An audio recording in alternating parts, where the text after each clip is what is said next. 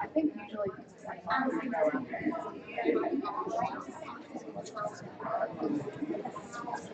that went well. Some people are on it, some people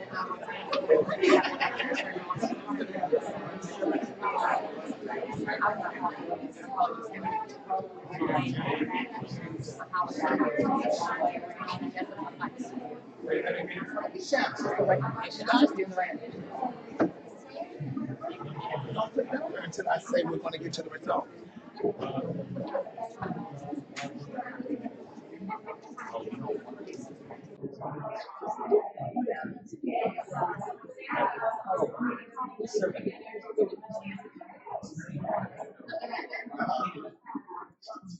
The updated performance. Yeah.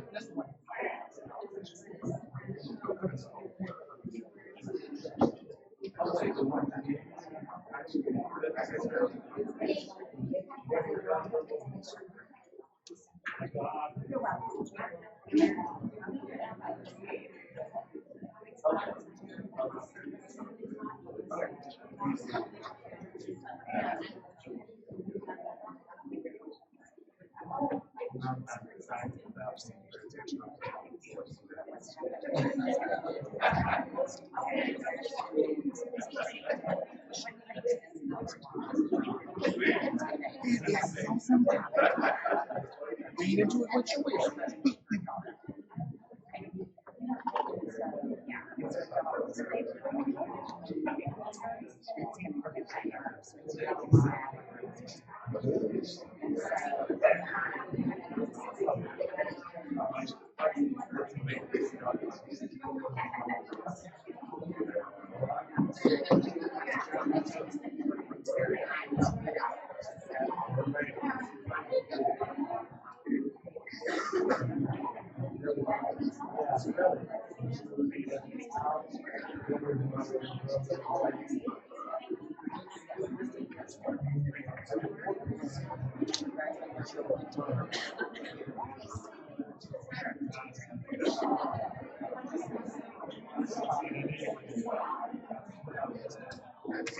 That's probably a good call.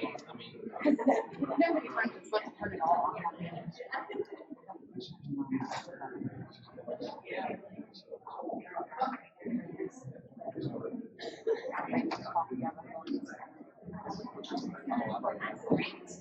I made some. I know, I put my husband on coffee.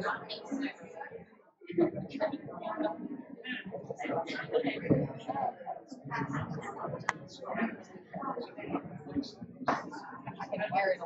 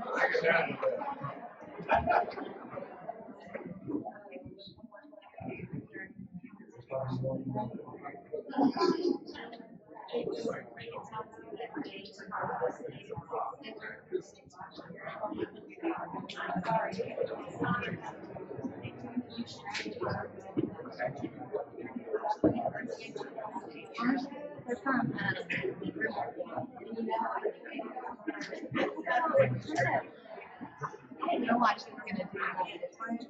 Well, I kind of no one's like, because, you know, I was kind of like, no.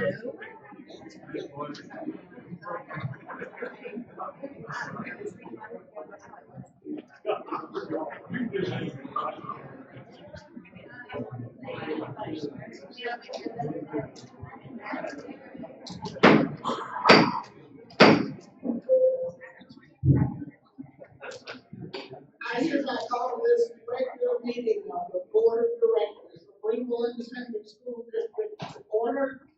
Let the record show that this meeting has been duly posted as to time and place according to Texas law. Also, let the record show that all board members are present at this meeting. At this time, Ms. Adele, would you give us our indication and pledge allegiance, please?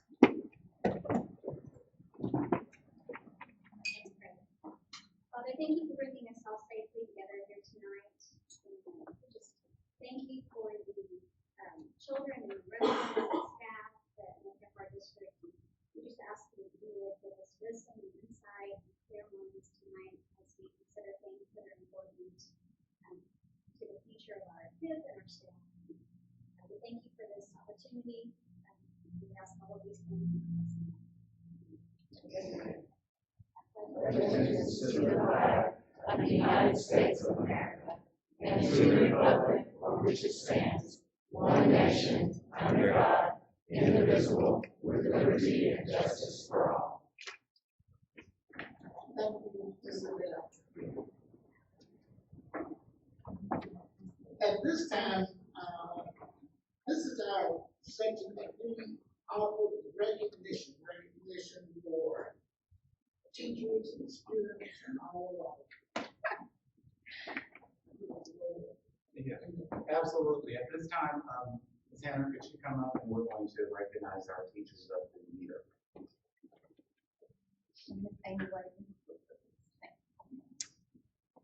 Well, good evening, everybody.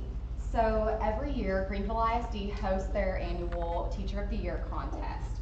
10 teachers are chosen, one from each campus, for the honor, and then they go into the running for the district Teacher of the Year competition, where they then progress to the regional for Teacher of the Year competition. This year, each of our campus Teachers of the Year are going to receive a certificate commemorating their achievement, as well as a plant and chocolates, and a shenanigans bowl and bite party, which is a private party for you and 10 of your closest friends. Okay, this year's elementary Teachers of the Year were from LP Waters, Amanda Day.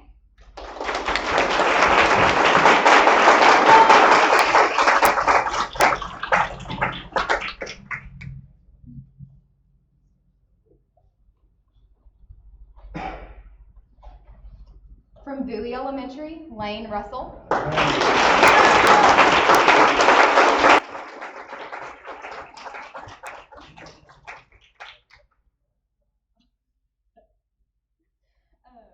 From Carver Elementary, Marcos Hernandez.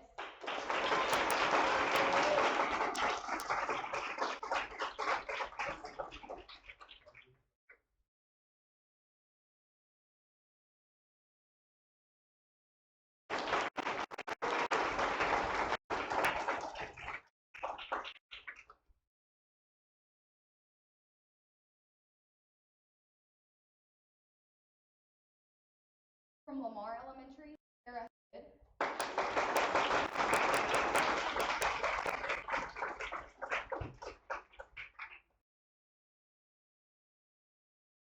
Travis Elementary, Kathy Garner.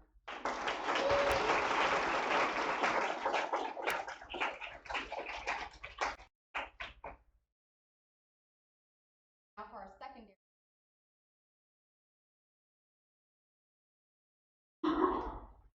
Grade Center, Dina.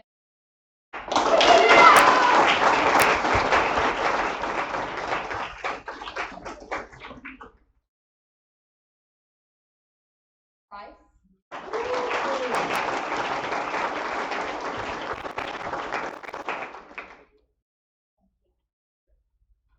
From Greenville High School, Christy Thompson.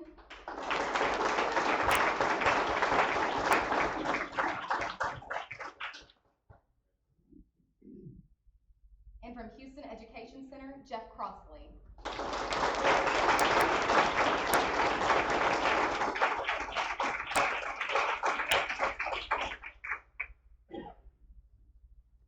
So now then I'm going to announce the winners of our District Teacher of the Year competition.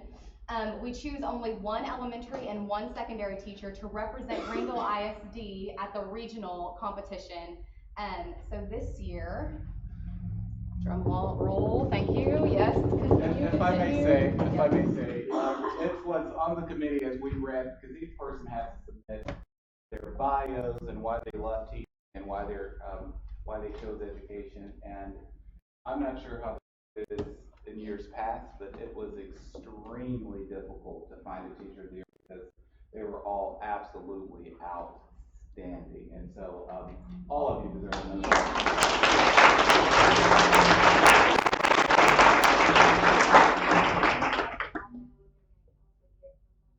Oh my goodness, yes, I forgot another prize. Surprise! That all of our campus teachers of the year are going to receive is a private parking space at each of their campuses that is designated for them for the entire year.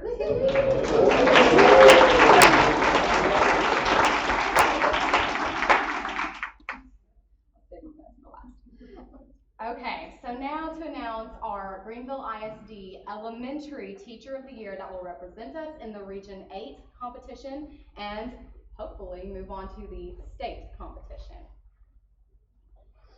The elementary winner is Marcus Hernandez.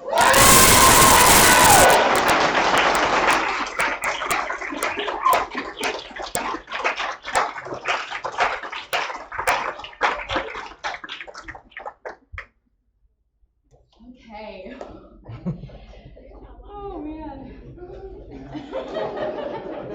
That was so much excitement.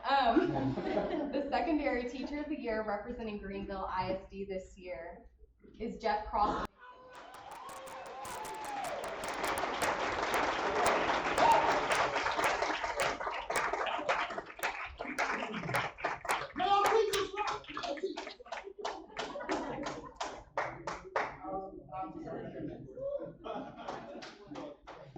Okay, hold on. I'm going to take a picture of everybody. And principals, if y'all want to come up and take pictures, you can. They'll have behind the desk. Okay. 1, 2, 3. Hold those certificates up. Come on, act like you're proud of it. There you go. Right. 1, 2, 3. Very good. You want to hang on, Jeff? I want to get another one. Carry on.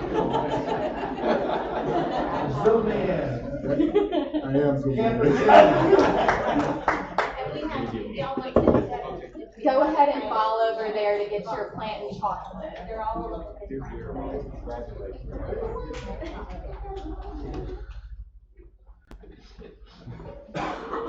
Well, congratulations to all of our teachers. You represent the best of all of us.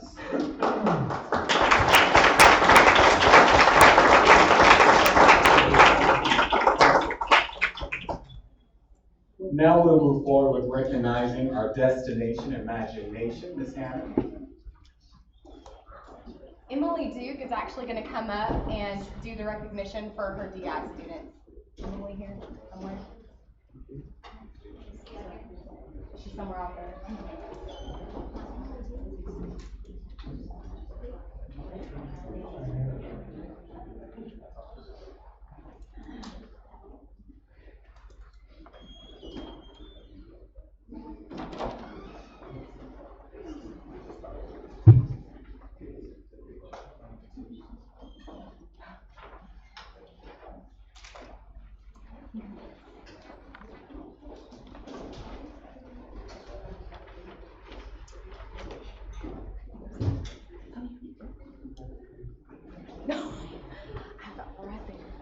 we formatted it a little bit.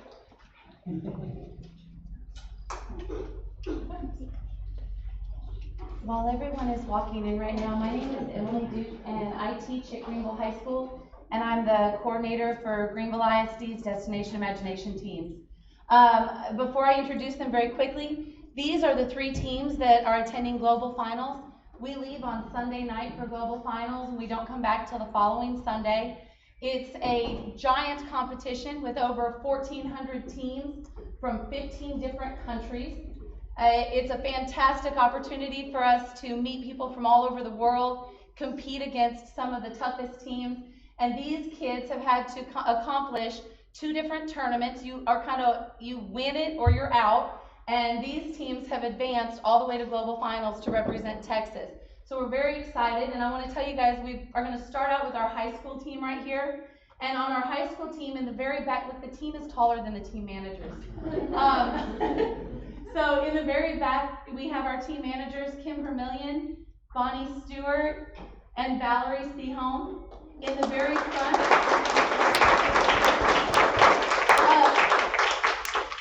with that being said, real quick about those team managers, and as I say this about each of our team managers, some of our team managers come from the school district, some of our team managers are parents, and some of our team managers are community specialists that are able to come in and teach our kids skills and still love to do it. For example, Bonnie has been doing DI for quite a while. She's not very old, so it couldn't have been too long, but she's been doing DI for a little while. Her children have all gone through the program. They're grown and gone, and she still gives back to the team. So as we look at these team managers and think about the hours and the time that they give, we're very, very lucky to have such an eclectic, wonderful group lead these kids.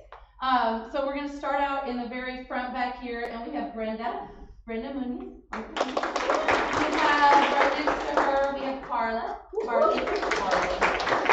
We have Michaela right next to her, and Jacoby.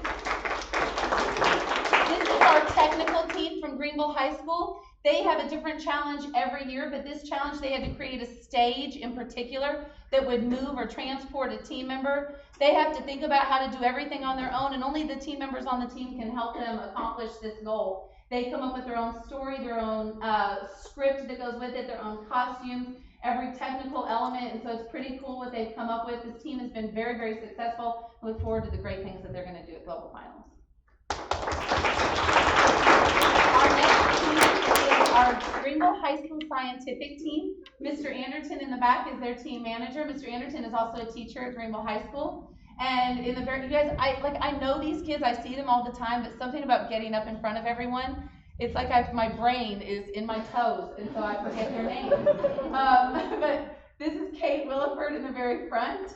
Kate has been on DI since kindergarten. We have Jocelyn next to her. Destiny, Allison, and Martha.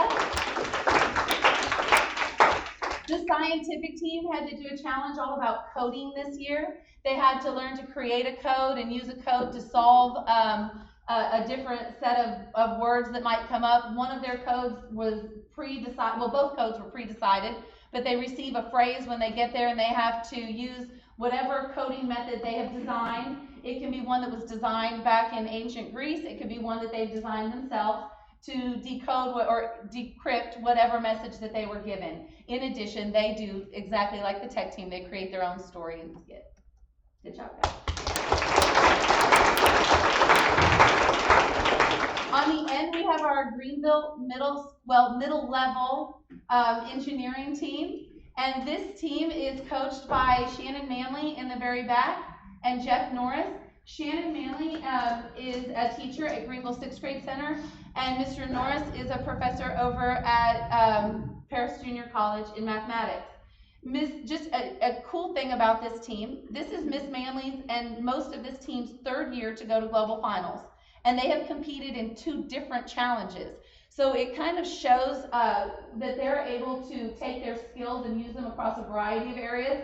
They started out actually and went as an improv team, and now they are building a structure that weighs a few ounces, like around, somewhere between 8 and 12 ounces.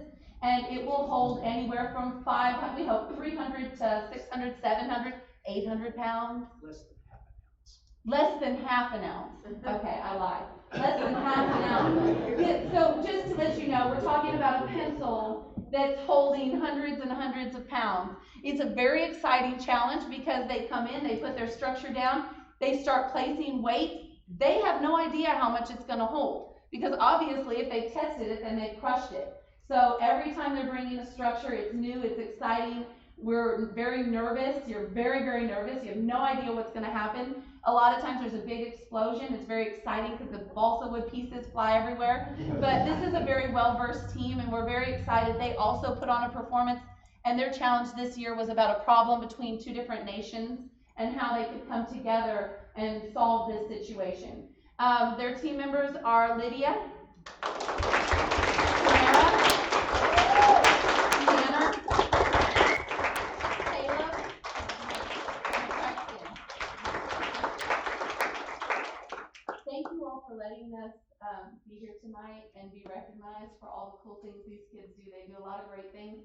It's very exciting to figure out what they're going to be one day. When I look back at our DI alumni, I'm pretty amazed by their progress and the things they've become. And so these kids are going to go on to do those same great things. We're proud to be a part of this program. So thank you all.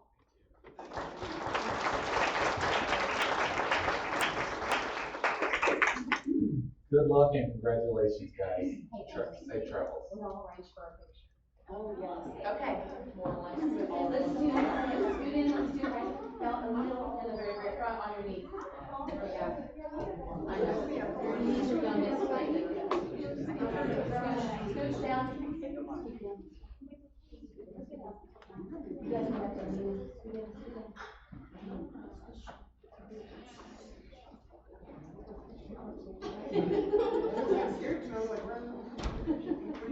Emily, come on. Oh yeah, you have to do that too.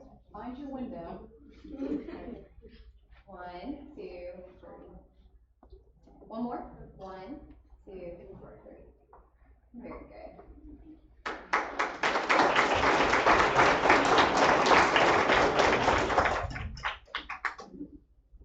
Our last recognition is for our Robo Wranglers. Ms. Hanner. Hello again. Yes, let's get the Robo Wranglers into the room. We'll give them a chance to file in for a second.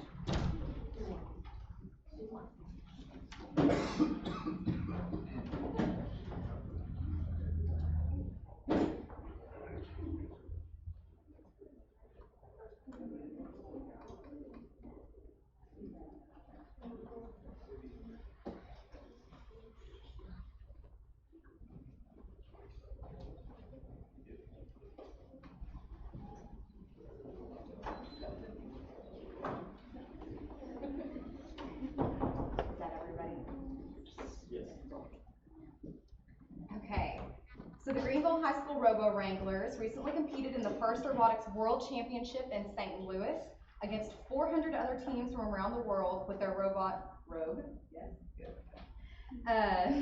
This year's game involves picking up gears and scoring them, as well as shooting a large wiffle ball into the goal that was 8 feet off the ground. The Robo Wranglers had 10 qualification matches and ranked 4th in their division. Their alliance made it all the way to the quarterfinals, but were eliminated in the semifinals after 3 very hard-fought matches. This performance put the Robo Wranglers in the top 5% of robotics teams in the entire world. Members of the Robo Wranglers, and whenever I call your name, give a little wave or step forward or something. Members of the Robo Wranglers are Aiden Smith. Nope, not okay. Berkeley Smith. Brianna Evans, Brett Ozorowski, Carlos Riverol, Carlos Rodriguez, Coleman Avance,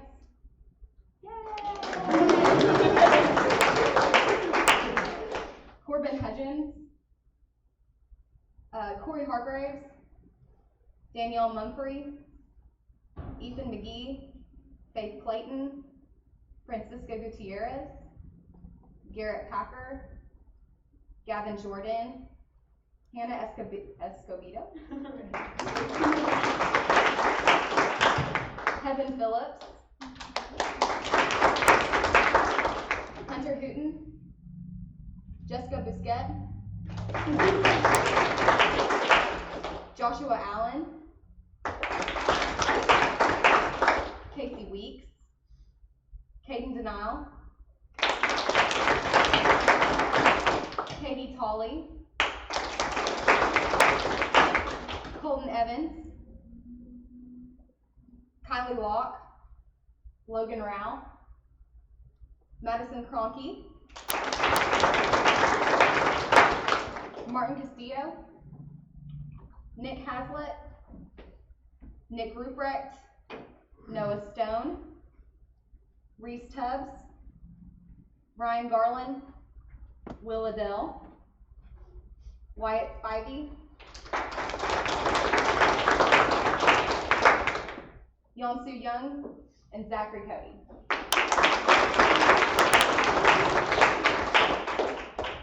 Mentors for the Robo Wranglers, and just FYI, some of these people that are mentors for the program are in the business community that take time out of their day to come and mentor the students, and some are staff members like George Cronky, Adrian Emerson, and Jason Tintle.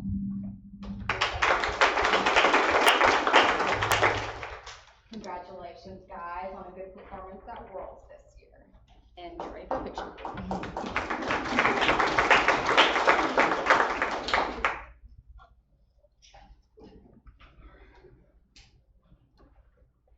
Okay, look right here real quick. 1, 2, 3.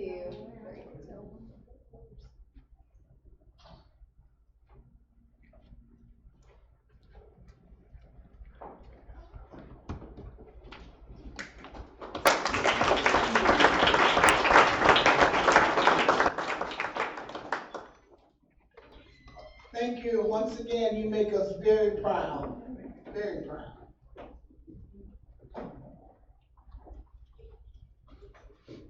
Next item on our agenda is to consider and take action on an order by the Board of Trustees of Greenville Independent School District canvassing returns and declaring the results of the School Board of Trustees election.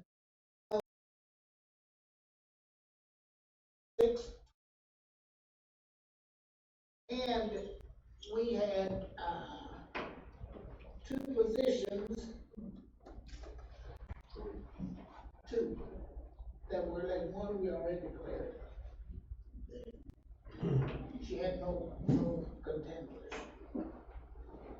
We had two of our trustees who were up for re-election, and the results of that election, District 2, we had Trina Stafford, who received 35 votes. Tom Durham, who received 33 votes.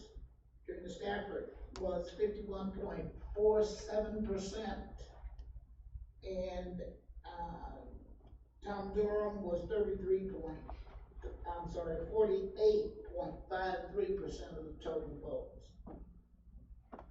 Next position was District 3.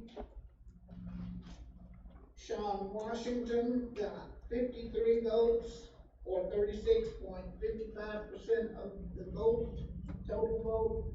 Kim Butcher got 92 votes, or 63.45 votes.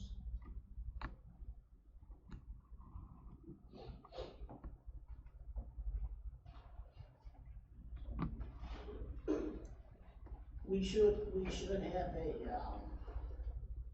an action accepting the results, declaring the results of the school board election in the Greenville Independent School District on May 6, 2017. Do I have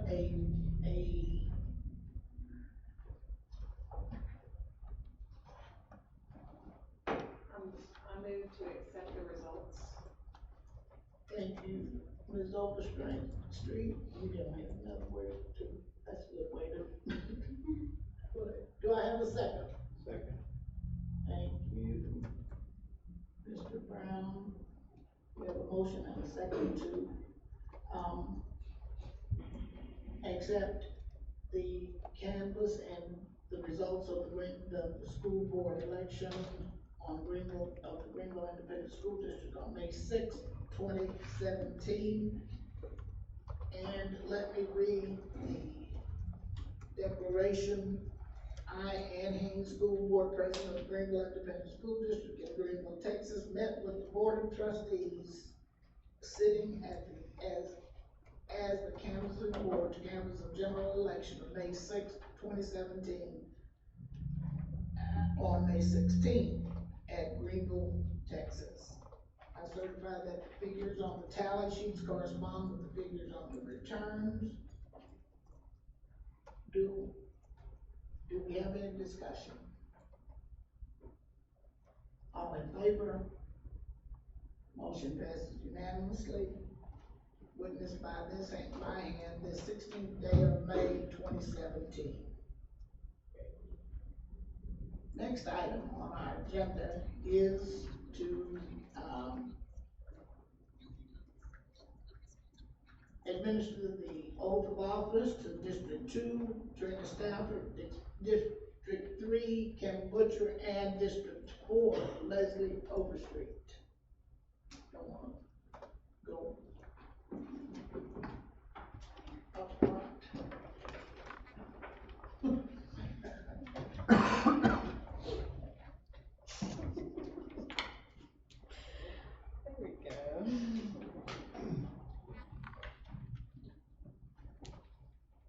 Thank you.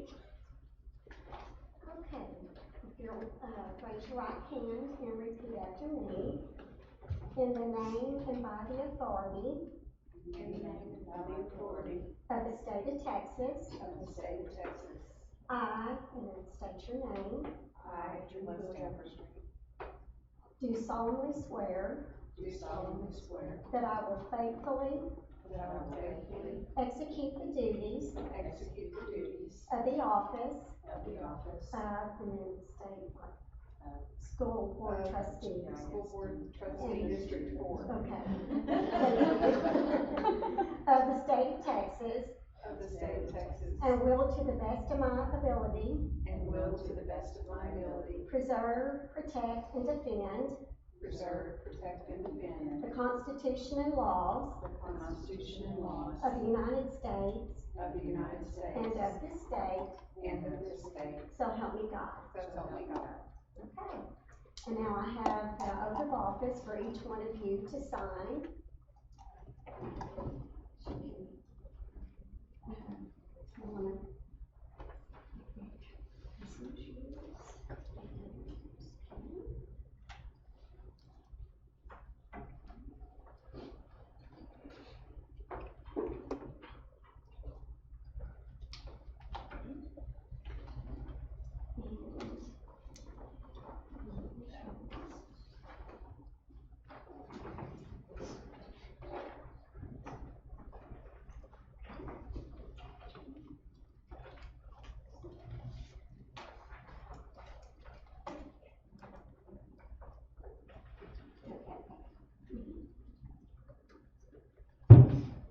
Congratulations to all of you. You are now committed for 3 more wonderful years. Congratulations to all 3 of you. Next item on our agenda is the reorganization of the board. At this time, we're going to elect a president pro tem. He's going to have this awesome duty of acting as president while we reorganize the board. And I need I nominate Dr. Liggins. A second. we have a nomination and a second to nominate Dr. Demetrius Liggins as our president pro tem. Mr. President. All right. Nominations are now in order for the office of president. I nominate Ann Haynes for president of the board of trustees. I second that. Okay, we have Ms. Mr. Brown has nominated Ann Haynes. It's been seconded by Trina Stafford. Do we have any more nominations for the office of president? Any discussion? Okay, all in favor, say aye. Any opposed? Any opposed? Okay, Madam President. Good to see you. Yes, sir.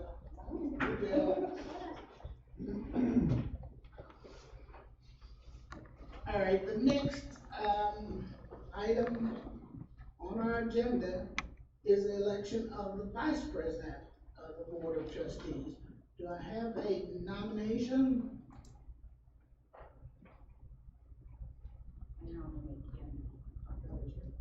Dr. Butcher, thank you, Ms. Stafford.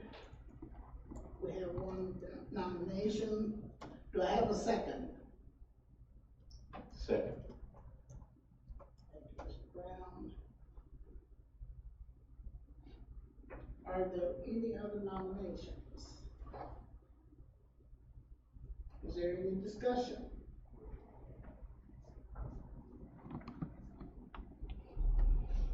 All in favor of, Dr. Butcher for vice president? We're gonna say aye. Right. Well, you're the president, not the. We're right there. Motion passes unanimously.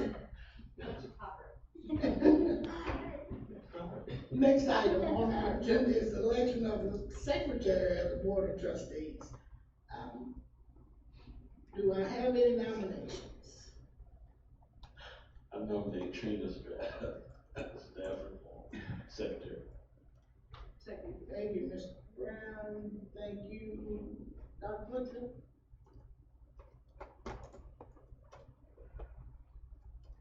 We have a nomination and a second for Trina Stafford as secretary of the board. Is there any discussion? All in favor? Motion passes unanimously.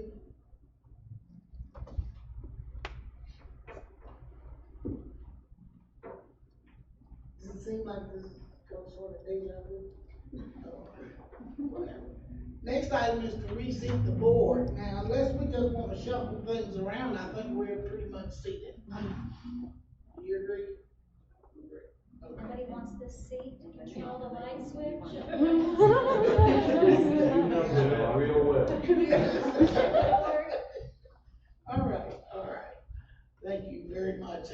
We are starting out a new year, another year. We are,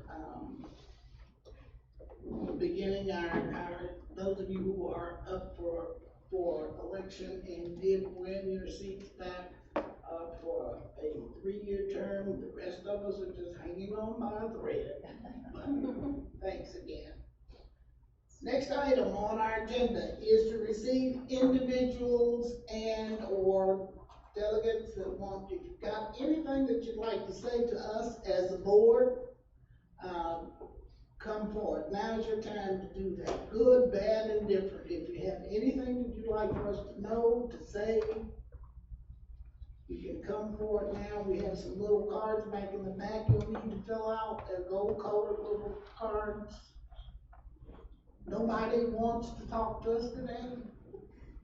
Nobody? Okay. Next item on our agenda is reports and discussion items. A, the superintendent's report. Dr. Liggins. Thank you, Madam President. We have several reports this evening. First of which I just want to say we're in the month of May, so there are lots of events going on campuses, lots of celebrations, lots of things going on. So anyone that has an opportunity to stop by any of our campuses, actually, there's lots going on. Our biggest celebration, obviously, is next Friday evening when we graduate our high school seniors and have them cross that threshold into the real world. So we're really excited about that opportunity and to graduate another class. But with that, I would also like to give an update on our STEM school. So, Mr. Scholes and Ms. Klutz, please.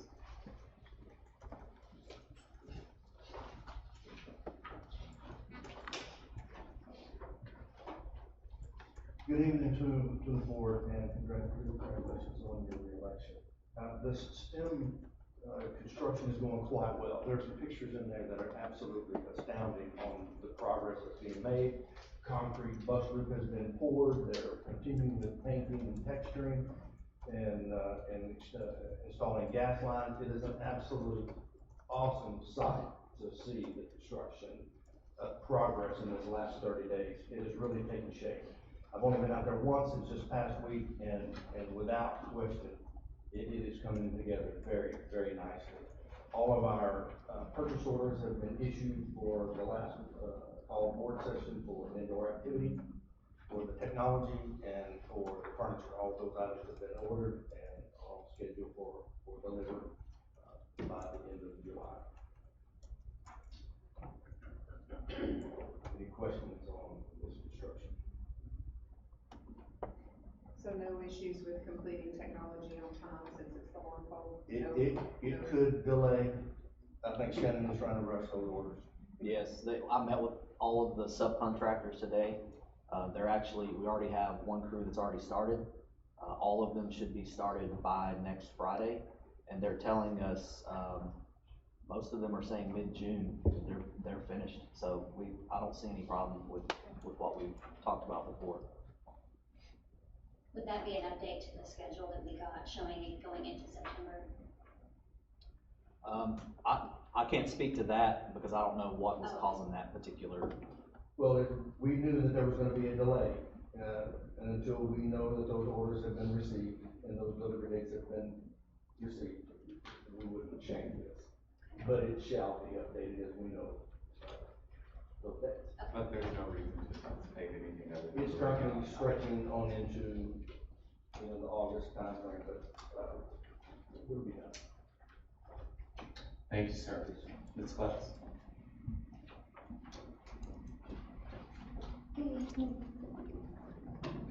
Every time I speak to y'all, I'm just a little bit more excited because great things are going on.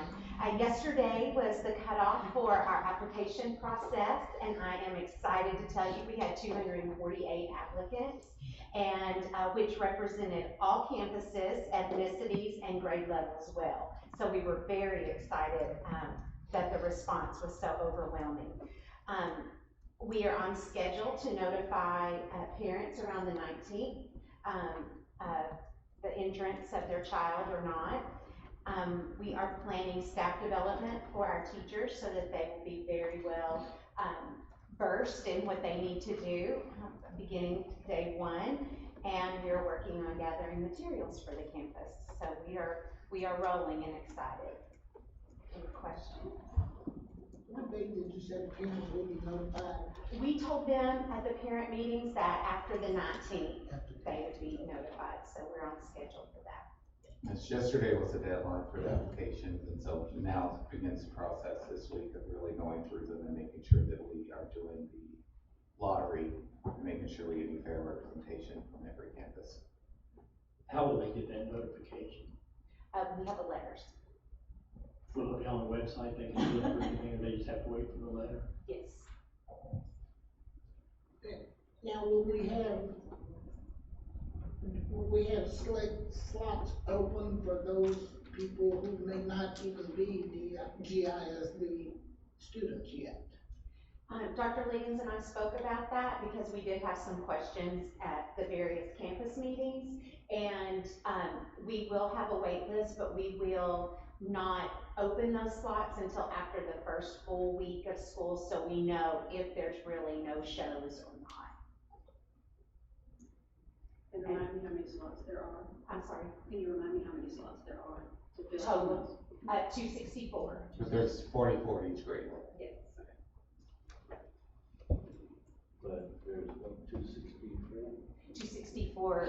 But there is currently 248 applicants. Right. So some of those vary. Some grade levels have more than 44, some had right at 44. And how did we get the word out so that everyone would know that to do this? The application process.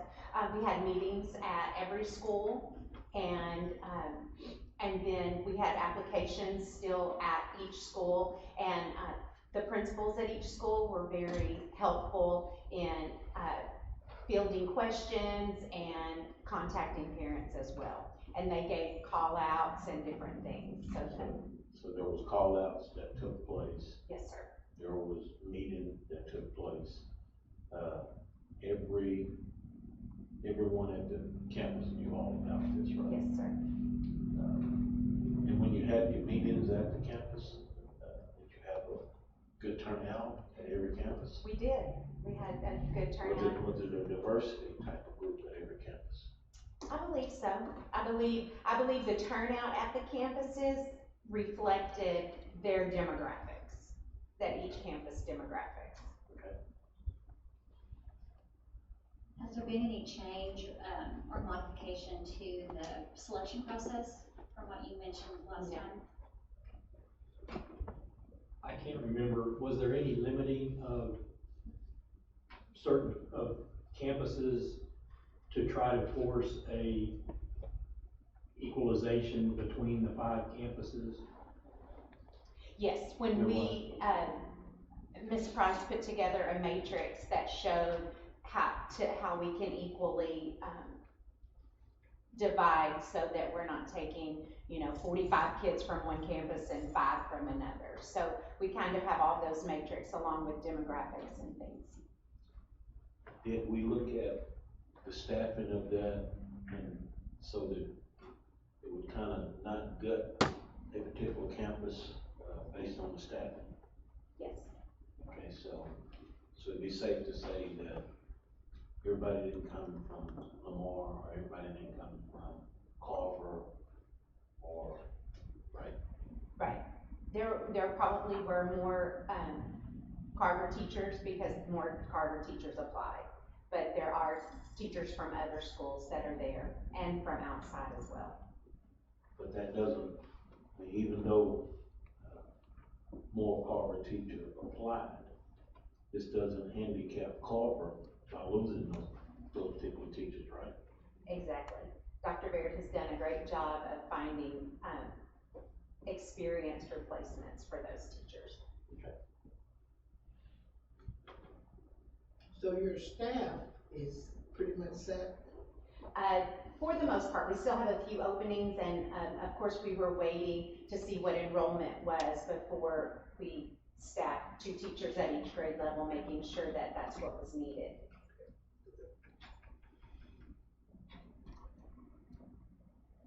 So the extra 16 slots are going to remain. I mean, since there are 16 more slots than there were applications, the difference those spaces will remain open. You said until after the first week of school, and then there'll be an ability for some students to come in and fill those slots. Yes.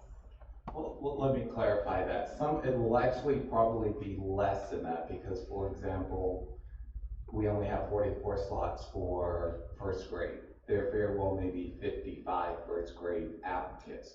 So we obviously can't mix grade levels. And so you'll end up to where it'll possibly be less than the actual amount because we have to trim down grade levels, and there's other grade levels that aren't completely full. And also, with the applicants actually applying, there could be multiple children on the applicant, right? Yes. And so. Well, each child had their own application. But they had to fill out individual? Yes. Okay, so if they had to fill out individuals, and we're doing this by virtue of a lottery system, right? I guess if one of the children are chosen, does that mean that the child is also chosen? It would be ideal to not split families up, to have to go different places, but we are gonna make it fair, so. That's a simple question. If one is chosen, is both child chosen? It is my desire not to split up families. So the answer to that question is yes. Yes, unless I'm directed otherwise. Okay. So, being that you guys are gonna notify families by the 19th, would, next month's board meeting, would it be possible to have, similar maybe to principal's report that shows breakouts? Yes, Dr. Liggins already had that, Okay. mapped out. He had already told me that's what he wanted to be prepared for y'all, so you can see demographics and everything lined out. I'm curious, not just demographics, but if you could just have a chart showing the breakout between the 5 campuses. That's why that is. How will we let other people from Mona or the Christian school or wherever know that there might be some slots open? It will remain for outsiders on our website, for people that are coming into our district. So that will remain an open process for them, should we have space available in that particular grade level. So people moving into the district first would still have first chance at getting into the district or into the school? Yes, what happened with people moving to the district, unless you automatically are coming from another STEM campus, if you're interested in it, because we're denying current people because of wait lists and things of that sort, they would also go on the wait list for another lottery after that first week of school, because we don't want a parent who's been here the entire time and just simply couldn't get in because of space, and then someone moves in, and just because they're new to the district, they automatically get in. So they'll also go on the waiting list. But the waiting list is not an order of I'm number 5 or I'm number 20. It's another lottery system after the first week of school. So everyone, again, has an equal opportunity. Yes. Thank y'all very much. Thank you very much, Ms. Glatz. Spotlight on engagement, Mr. Underwood.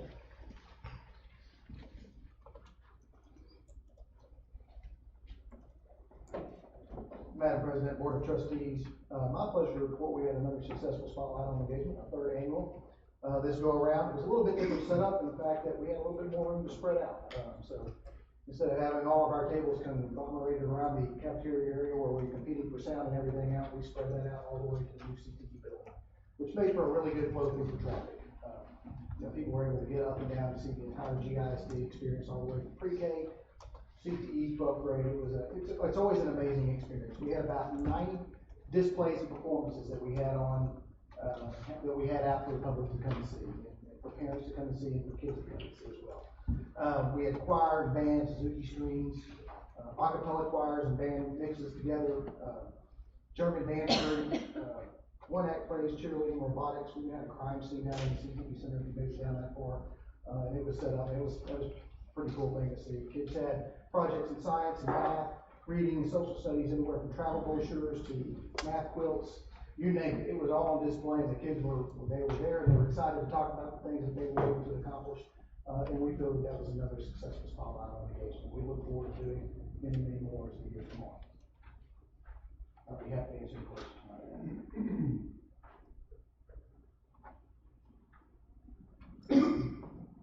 Thank you, Mr. Underwood. Job fair update, Mr. Sanders.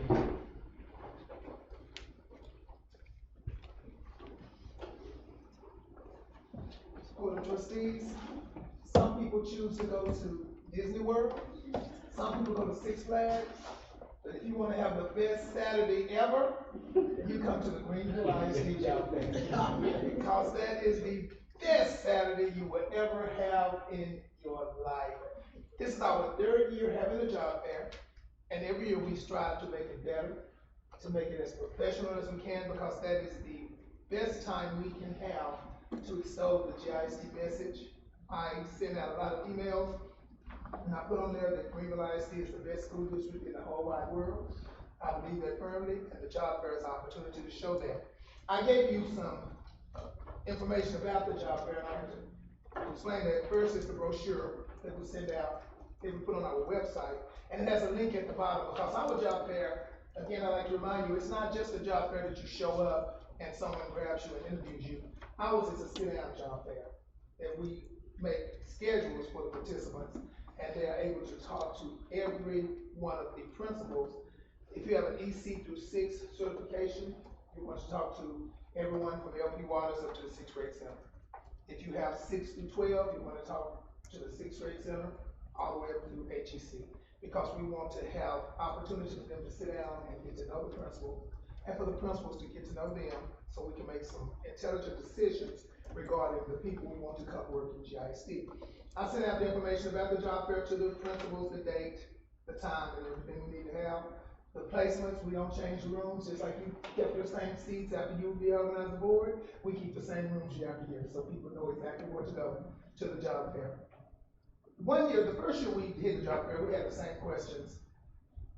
Everybody had the same questions, so you can imagine that if you interview with 5 people and you hear the same questions, you're either gonna go into a coma or you're gonna get real good about answering those questions back to real time. It's like, oh, question number 3, I didn't answer that well this time, so I'm gonna answer it well the next time. So after that first year, we had some feedback, and it was saying, please don't ask the same questions every time I go to an interview room. So everybody has different questions, and the administrators send me the questions that I have. And I just put an example in there of Bowie's questions, so you can see what they asked this year. I put an example in there of the 6th grade center interview questions and the Greenville High School interview questions. After that, after those 3 questions, I put the schedule, because I send this to the principal so they'll know the schedule, and they'll have an opportunity to know who's going to talk to them in every 15-minute increments with 5 minutes in between, just like school. You know, it's just like a schedule. We give you 15 minutes, give you 5 minutes, have a bathroom break, and you gotta go back in and talk to somebody else. I love it. I just love making this schedule. It's so much fun. Then I showed you one for Bowie, for the 6th grade center, and again for the high school, because those are the 3 schools I chose to highlight this year. The job fair registration, after that, this is what everyone who wants to come to the job fair has to complete to get to us: their name and certifications, according to your certification, which grade would you like to talk to, your email address, what college did you attend, and the contact number, so I can get back in touch with you should I have to talk about anything. After you get the link and it comes to me, then I have this comes on the link. I just chose a young man named Bradford Dodson, who's K-12 PE, and it shows that all this information comes on him. I get his email address, and then I get to make him a schedule, which is right after that, and it shows Bradford Dodson, his certifications. At 8:05, he started at the MAR, he went through Crockett, and at 11:05 to 11:20, he did it at the Houston Education Center. That is mailed to him with the letter after it. Bradford, we are so excited that you have chosen to attend the 2017 Greenville Independent School District Job Fair. We just want him to know that we want him to come, and that goes out to him immediately. We have the participant sign in. We have the colleges they went to. Of course, by us being 15 miles from Commerce, we get the bulk of our people from Texas A&M Commerce. But we also have people from Angelo State, University of Texas in Arlington, WGU Texas, Lamar University. They come from all over because we invite anyone who wants to come.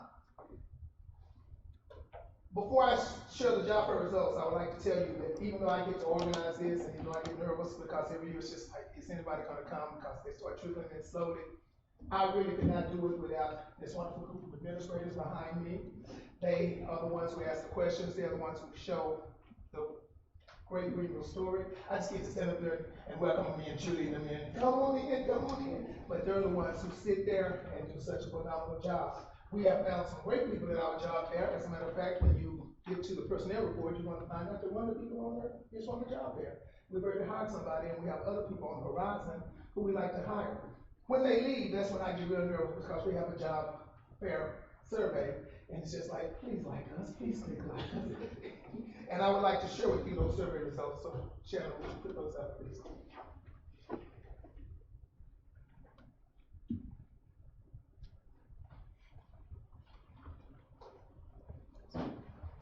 The survey results, we had 17 people who came. This year was sort of slow because we did not have the intern resident program like we had in the past.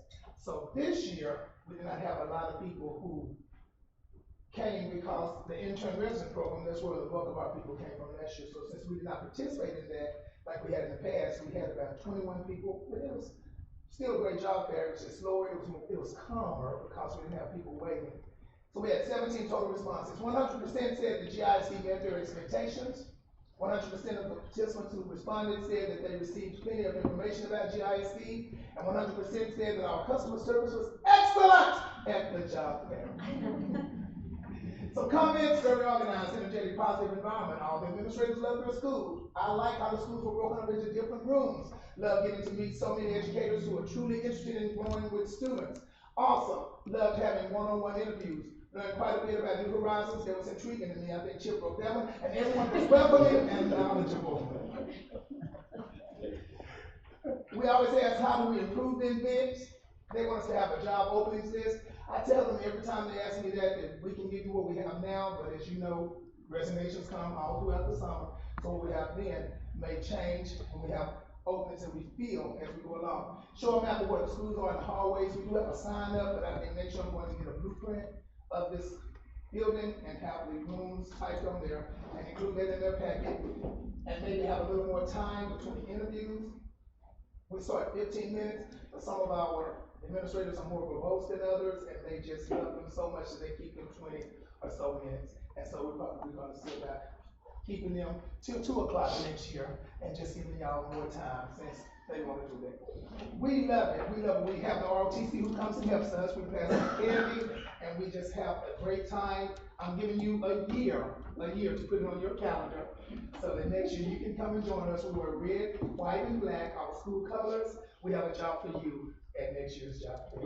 If you have any questions for me, I'd be more than happy to answer them. First, I'll need a reminder. Get straight.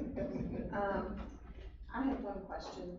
In comparison to last year, we did have the 22 people. What did we, when we had the intern program, what would be a typical turnout when we participated? And is that going to, next year, are we back in that program? We are going to go back into the program. Okay. What the difference I saw this year was when we had the intern resident program and I put out the link, immediately those people who were student teachers hit me up. So we were able to fill them up right away because their mentor teachers told them, go on here and sign up, you have to interview because you want to. So it was really easy to fill it up. When you look at a schedule, for instance, the boys' schedule, I have three columns really, but in the past, I've had to have overflow people come and help us interview because we had the first column filled, the second column filled, and went over to the third column because of the number of people who came. This year, by not having the program, we did not have as many people who were automatically in Greenville ISD to sign up. But next year, we expect to have more people. Thank you so much. Appreciate it. Thank you, Mr. Sanders. Next item on our agenda is the principal's report. Do we have any questions regarding the principal's report? I just had one question. In looking at each of the reports and kind of comparing the sub days between this school year and last school year, it made me wonder, how do we go about budgeting for sub days? I think I've asked this question before. I'm almost certain I have, and I'm almost certain it's been answered and it fell right out of my head. So how do we budget for sub days, and how do we speculate, given the variance between the number of days that can happen between school years, how do we aim at that? Well, speaking for moving forward, I'm not sure how it's been done in the past, but moving forward, there's a certain amount of professional development that's done during the day that teachers sometimes will have to go to a region service center and things of that sort. And so you kind of estimate how much that will be. In addition to moving forward, what it will be done for campuses will receive a sub-budget where they will have the opportunity to, if they're providing something that they need on an individual day, special circumstances, that will be something that they will have their own individual budget for. And then also we just allow, there's also just a fund for teachers get sick. Some of those things you can't anticipate, children get sick and things of that order. So we just have a standard budget according to an average of the last few years, what was necessary.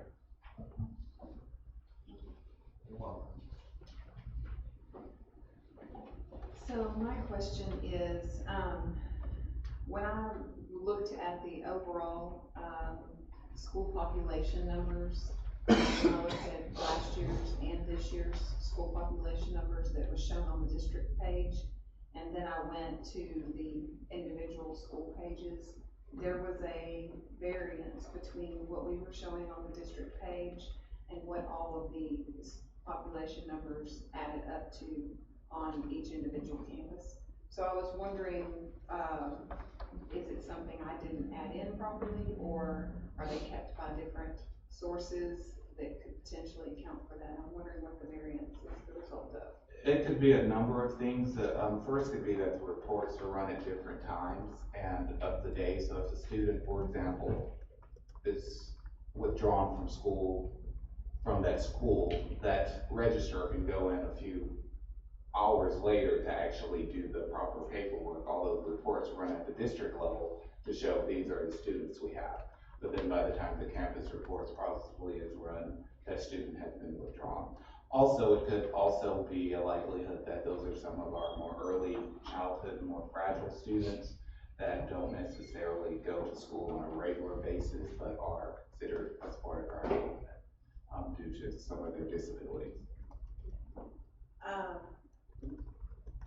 I also noticed, though, that there was also a variance between the 2015, 2016 numbers and on the reports from what is shown at the district level and what is shown at the campus level. So all I'm asking is, and of course, don't expect an answer today, but if that could be reviewed to see, since that school year is. We'll definitely have an answer for you. Where do the homebound kids fall in? Homebound kids are technically still enrolled in our district. They're just receiving their services through home. So they're still enrolled in their own individual campuses. They still count as part of the campus total? Yes, yes ma'am. Also, I had a question for New Horizons, because I know that we can accommodate about double the enrollment this year. Is there a way that we're getting the word out about what New Horizons is so that we can attract kids from surrounding areas more than we have? Gregory, you wanna come up and speak to that? Absolutely.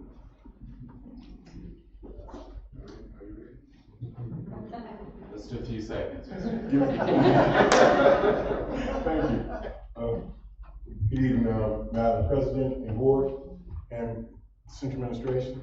What we're doing is, we are putting the word out, and got a little surprise for you guys. We started working on it in technology and with Mr. Soros. We're gonna have a STEM resource room, and it's probably gonna be the state of the art.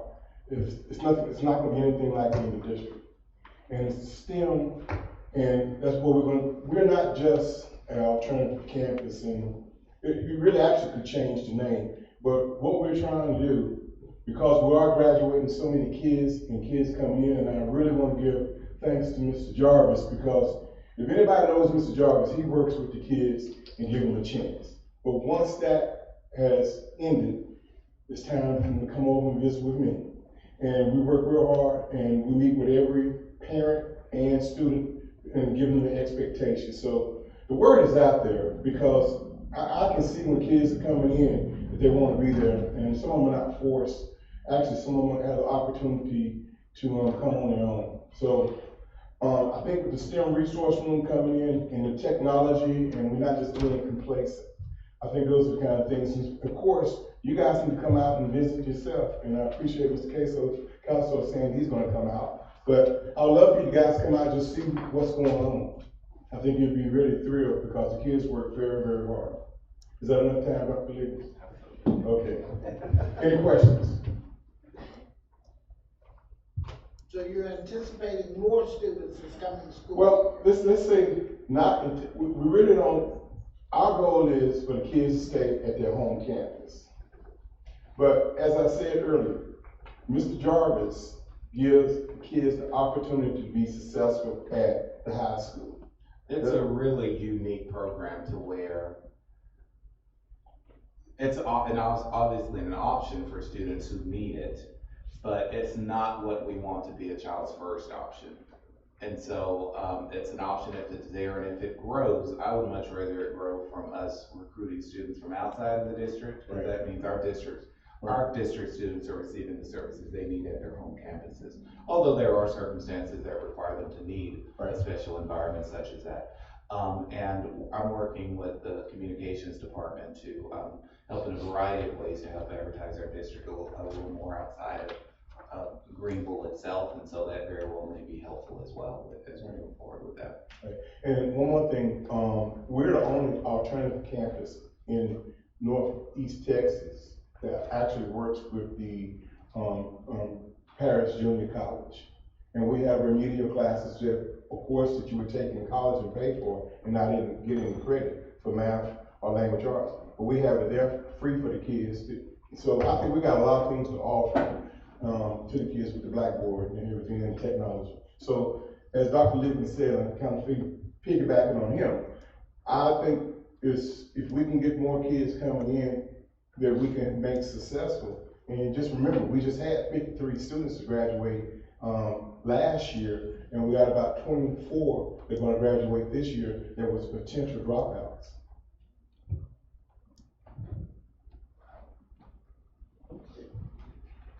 We good? Okay, thank you.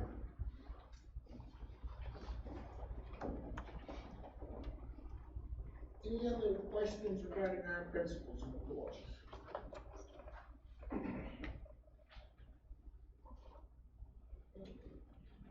B, curriculum and instruction. C, the first reading of CPC local office management, records management. Madam President, Board of Trustees, as you might be aware, we've had some personnel changes. The superintendent, chief financial officer, so as a result of that, we do require some changes to our CPC local. And you have a copy of that beforehand, before you.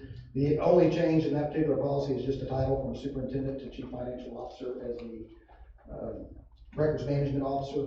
We'll do this particular reading tonight and then do a second reading next time around in adoption, since it's just a formality of change. And then within 30 days, we have to submit that name to the Texas Library Commission on Records or something to that effect. I don't remember the exact title, but that goes to the state of Texas for their official record keeping as well. So we'll have the second reading and the adoption in the next board. That is correct. Okay. That is correct.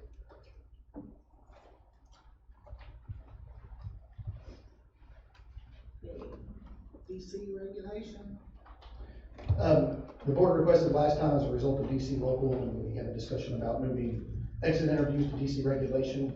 Just so that you are aware that we followed up on that. You'll see that at the bottom of page 2 of DC regulation that we did put our exit interviews shall be conducted if possible. An exit report shall be prepared for every employee who leaves the employment with the district. This went into our DC regulation, which is the administrative part 2 policy. So these are the things that we follow to administer the policies that are adopted by the board. And then the DC exhibit, which is also attached, which is part of our exit interview process that Mr. Sanders does and compiles reports from.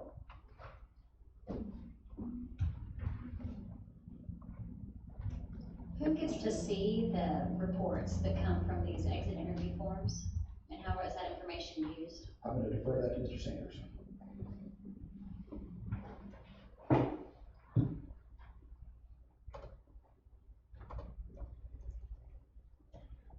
We share the report with Dr. Lippman, and we get information from him because there's a part on there of optional comments.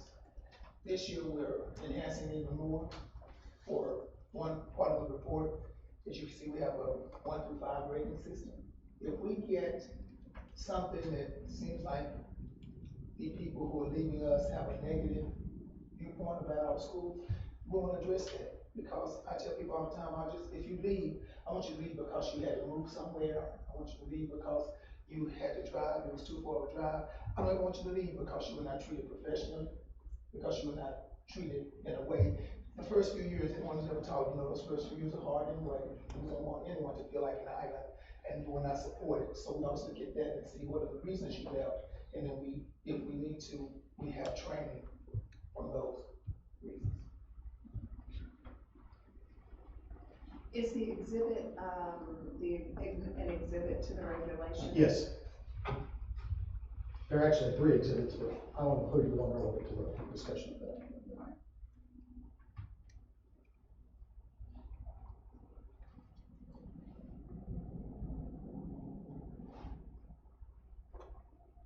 Okay.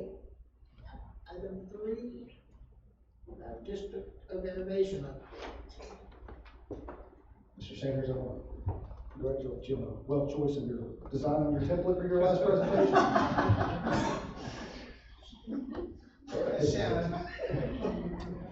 I wanted to give you a little update about our district of innovation process. You might have seen our district of innovation webpage by this point. If not, I'd be happy for you to come and visit our district of innovation webpage. We just kind of wanted to give you a process to where we've been, how we got to where we're at, and the plan that we have before you tonight is just an update. And then the plan will be to bring that before the board on June the 20th for final approval. We started off with this board adopting a resolution on January the 17th. We appointed a committee and then added 3 additional members and also have a public hearing on that particular night to get the process rolling. And that committee then broke apart and we met and we discussed what are things that we would want to consider through our district of innovation process. We met on March 8th, April 4th, April 11th, and the weeks of April the 18th and May the 5th. Met with subcommittees from time to time and had the attorney with Walsh Gallegos review our plan to make sure that we had not gone afoul or run way far away from what we were supposed to be doing. And so that's kind of the timeline that we've met so far. Our District Innovation Committee was approved by the board on January the 17th and then following the February board meeting when we added 3 additional members. The innovation areas that we researched were school start dates and end dates, teacher contracts, number of days contracted for teachers, planning and preparation times for conferences, the extension of probationary contracts, and minimum minutes of instruction. And while we started off with these as our research areas, this is not exactly where we ended up because we went through the process. We did discuss the pros and cons of each one, what makes it good, what makes it not attractive for Greenville ISD. And so through a natural process, we did eliminate some of the areas that we originally started off with. Once we met in March and April, we did break out into subcommittees and we looked at calendar start dates, cutting teacher days from 187 to 182, and 182 days to reflect more accurately the 75,600 minutes on the calendar.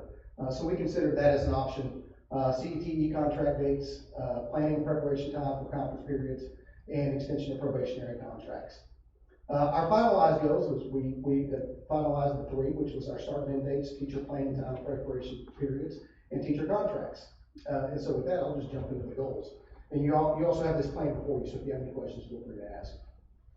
Goal 1 was the start and end date. This is one of the probably more popular that many of the districts have already gone through with. And this was in response to the state law that requires us that we cannot begin school any earlier than the 4th Monday of August. So we were seeking relief from that through the District of Innovation with the stipulations that we would start no earlier for students than the 2nd Monday in August, and only then really if the calendar fell funny. We don't really anticipate starting that early, but we wanted that flexibility should you have a funny calendar year. Teachers not starting work prior to the 1st Monday in August, and we would work with our DEIC and see community feedback as we go through that process as well, which is similar to what we've done in developing all calendars, just to make sure that that was very clearly stated and that we were transparent about that. Some of the benefits that we see from that, balancing our semesters out, the way that it lies right now and ending that first semester before Christmas, you get a little bit of an unequal number of days in the semesters. For example, this year's calendar, I think we were like at 76 and 92 or whatever that number was, but it was a little bit off balance. This allows us to balance that a little bit better and more embedded staff development throughout the year. Very college friendly for our kids that are going to attend college in the summer. They're getting out before that college semester begins, and they're able to enroll and get going if that's something that they choose to do. It also helps us to meet the local needs of the community. You know, it gives us the option if we want to explore a fall break, and that's something that we want to explore as a community and as a district. We have that option now, and that provides us that flexibility to do that. Any questions on goal 1? Do you still intend to finish the first semester before January 1st? That is the intent, yes, sir. Would the flexibility in the dates have any negative effect on calculating class rank and getting that information out to the students? As far as the number of days, no. You know, we could still set an end date with whatever we want that to be. Publish that in our policy, publish that in our student handbooks to make sure that that is well known, and to provide plenty of time to get that done.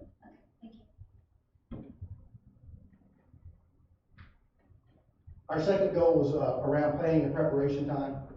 We were seeking relief from the Texas Education Code, which said that 450 minutes had to be devoted to planning and preparation time for teachers. And we are kind of doing this already with our professional learning communities, and so we were seeking relief to that, to really put it in hard fact and policy. So we're looking for 90 minutes every 2 weeks for PLC and group planning, which is 45 minutes a week, and giving teachers 360 minutes every 2 weeks for conferences, to allow for collaboration and sharing of ideas within the school days, so that we can accomplish that without having to go outside of that particular time frame. Most teachers were very amenable to that. In fact, everybody on the DEIC and on the committees that we had were in favor of that as well. Mentorship of new teachers, flexibility in the master schedule, and really makes that a hard and fast goal for the district. The PLCs are a good, hard priority for us. It's something that we want to accomplish. On this one, the DEIC did have some language changes in there, and I think I put that in one of the slides coming up, but it was to protect that 45 minutes of uninterrupted planning period, which we as a committee had no problem with doing, because that was never the intent to break that up into smaller segments or anything of that nature. Any questions on goal 2?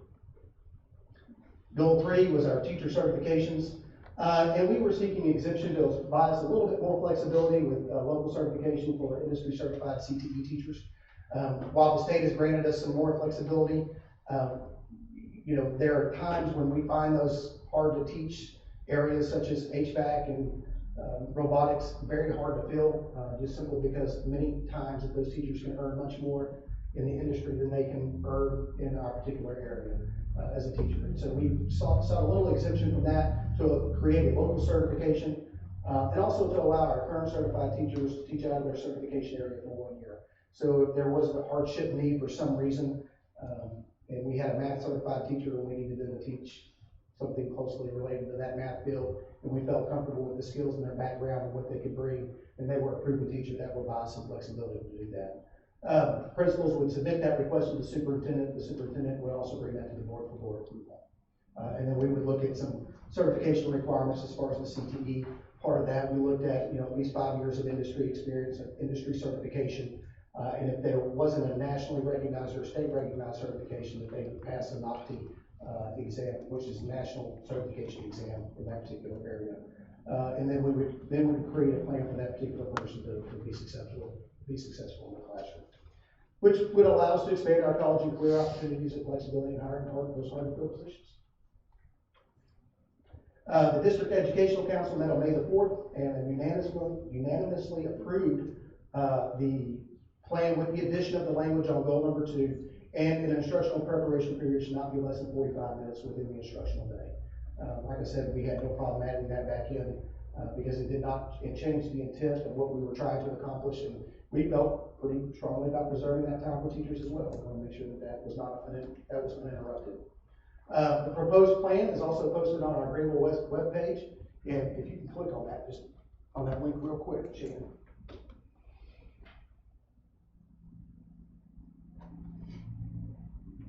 There it is. There's our webpage right there. We have the proposed plan posted up, the District of Innovation FAQ by TASB, the board resolution, the public hearing, our DOI timeline, the DOI committee, the policy AF legal, the District of Innovation TEA guidance, and soon to come, which we will need to send to the commissioner pretty quick, is our notification of intent to become a District of Innovation. So we have to do that within a certain time frame to make sure that we meet those deadlines. And then this became posted on May the 5th and has been up and active since the DEIC approved this on May the 5th. I actually made it live that afternoon as soon as we got done with the DEIC meeting. So that is up and running, and then we will add that letter to the commissioner real soon, probably by tomorrow. Go ahead and close that down. And then that plan was emailed back to all of the DEIC. We posted that on the website on May the 5th. Notification to the commissioners next, and then our board approval will be on June 20th. 2017 with a 2/3 majority vote. And I'll answer any questions that you may have. I just had one question about goal 3, the CTE. Yes, ma'am. Provisions for contracts for industry specialists. Yes. And you mentioned, during your presentation, you made mention of something about ensuring that they're successful in the classroom. Absolutely. And my question was, how are we going to decide if they're good teachers or not? Absolutely. Number one, we'll, as we take a look at those needs, number one, as you go through the interview process, getting a feel for, what kind of disposition that particular teacher might have for students and how they might interact, that's always something you look for. Making sure that they meet a threshold. I think the state sets a minimum anywhere between 2 to 10 years. We felt more comfortable if they were not a certified teacher, that we were looking more at the 5-year threshold as far as industry-related experience and how they can bring that in there. And then we also wanted to develop some kind of professional development plan for them to be successful, whether it's classroom management and, how do you go through the process of building lesson plans? How do you go through the process of classroom management and all of those kinds of things? Ultimately, we want to get them on a certification path. That's our preferable way to do that. If there's some obstacle keeping us from doing that, this buys us the flexibility to do the local certification. Yes, ma'am. I feel like we're doing a good job making sure our teachers understand what this is about and that they're not nervous about, that we're trying to change some rules that may take away some of their protections. Absolutely. As we went through the DEIC process and the teachers that were on the original committee as well, we tried to make sure that the understanding was the intent. We're not trying to take away anything. We didn't go real wild on the plan. It was a fairly mild approach to the plan that we were seeking, just simply because we felt those were the things that we would want to address. With the PLCs and everything else, we're really not changing much per se in the fact that we're already doing a lot of the PLC times. This provides us that legitimacy and everything else that we would want in that particular process. We could probably do some more to inform that as well, making sure that we've done Facebook posting so that everybody's aware of the DOI process, what the plan says. And then, one of the conversations that we had with our DIC members was, please take this back to your teachers so that they are aware of that as well. Yes, ma'am.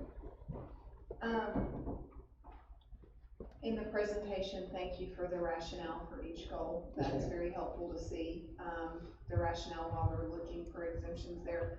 One of the questions that we've had this discussion a little bit when we decided to go down this path, but I continue to have a few questions about why we as a district are looking to receive exemptions from state regulatory items.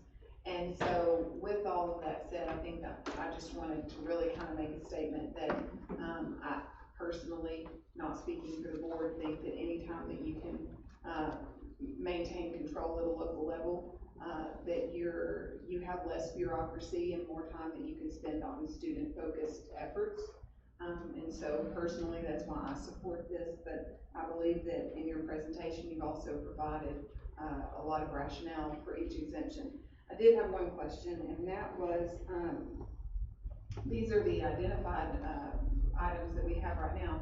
Once we go through this process and we approve this in June, and saying that we receive the distinction, are we able to later go back and if we identify any further items we would like to receive? Yes, ma'am. There's an amendment process that we can go through, very similar to the process we just went through. Okay. And we've got to run that back to the DEIC, we've got to run it back through our committee, we've got to run it back to the board, and then we would go from there.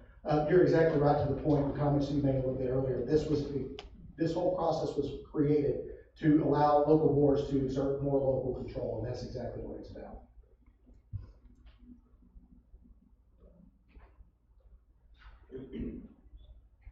Any other questions?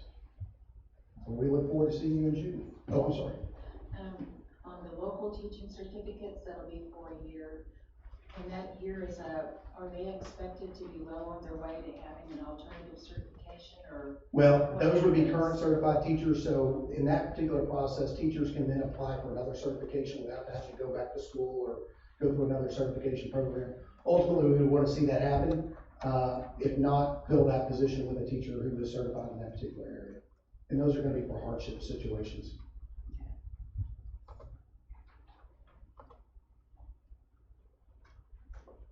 Any other questions? Thank you. Thank you, we appreciate it.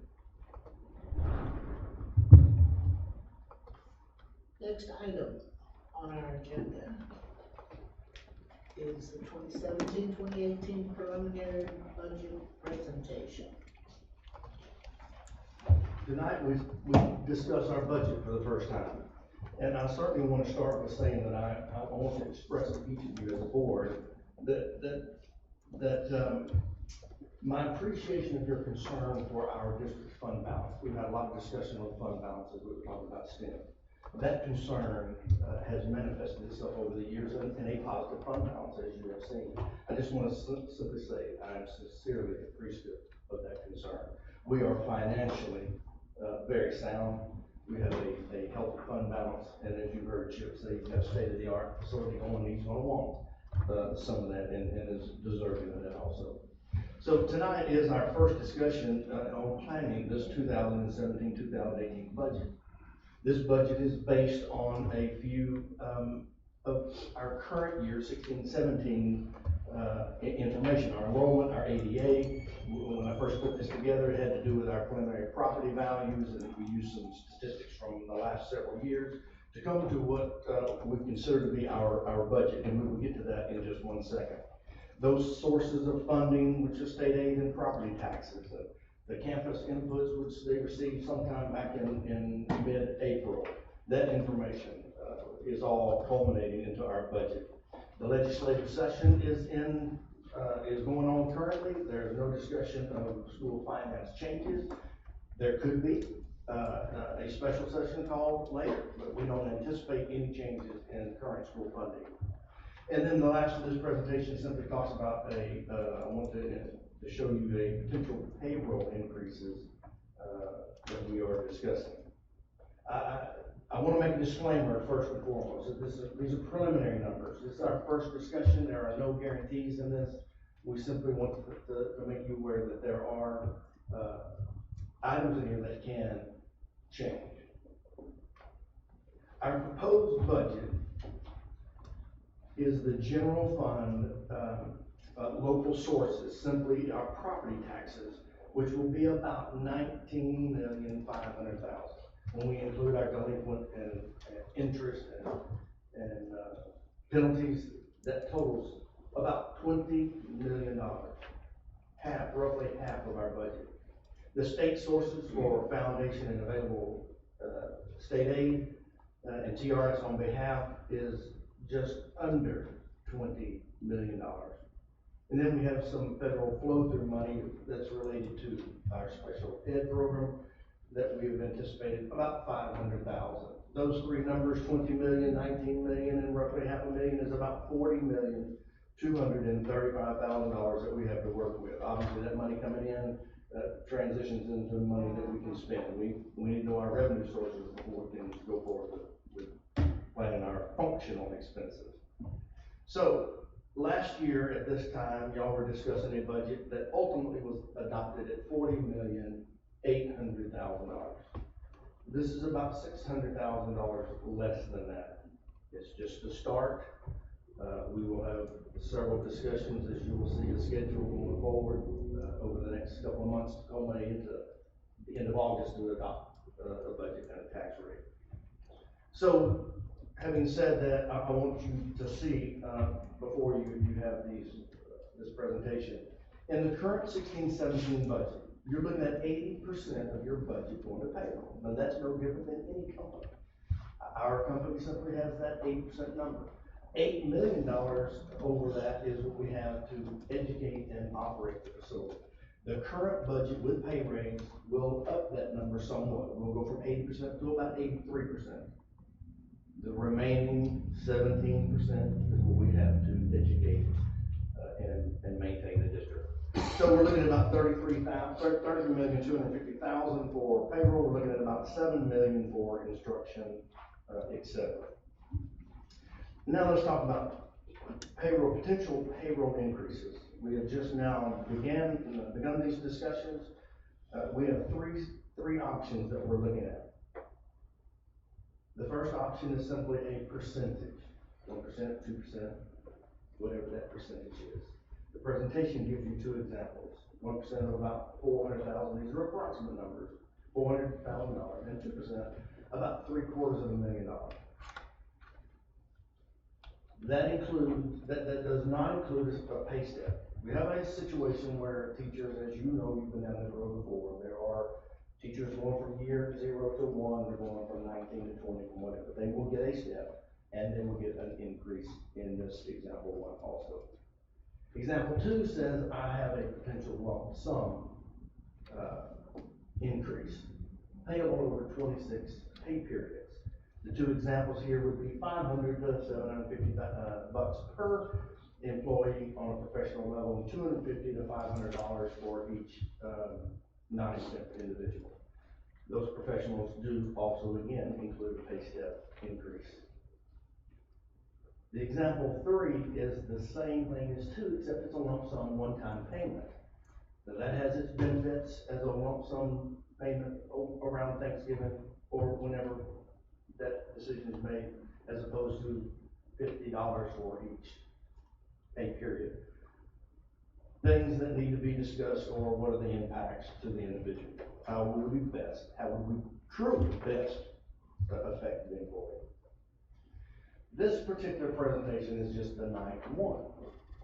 The schedule that I put together just shows the next several board meetings that we will discuss budget. We will have budget workshops, and we will ultimately adopt a tax rate.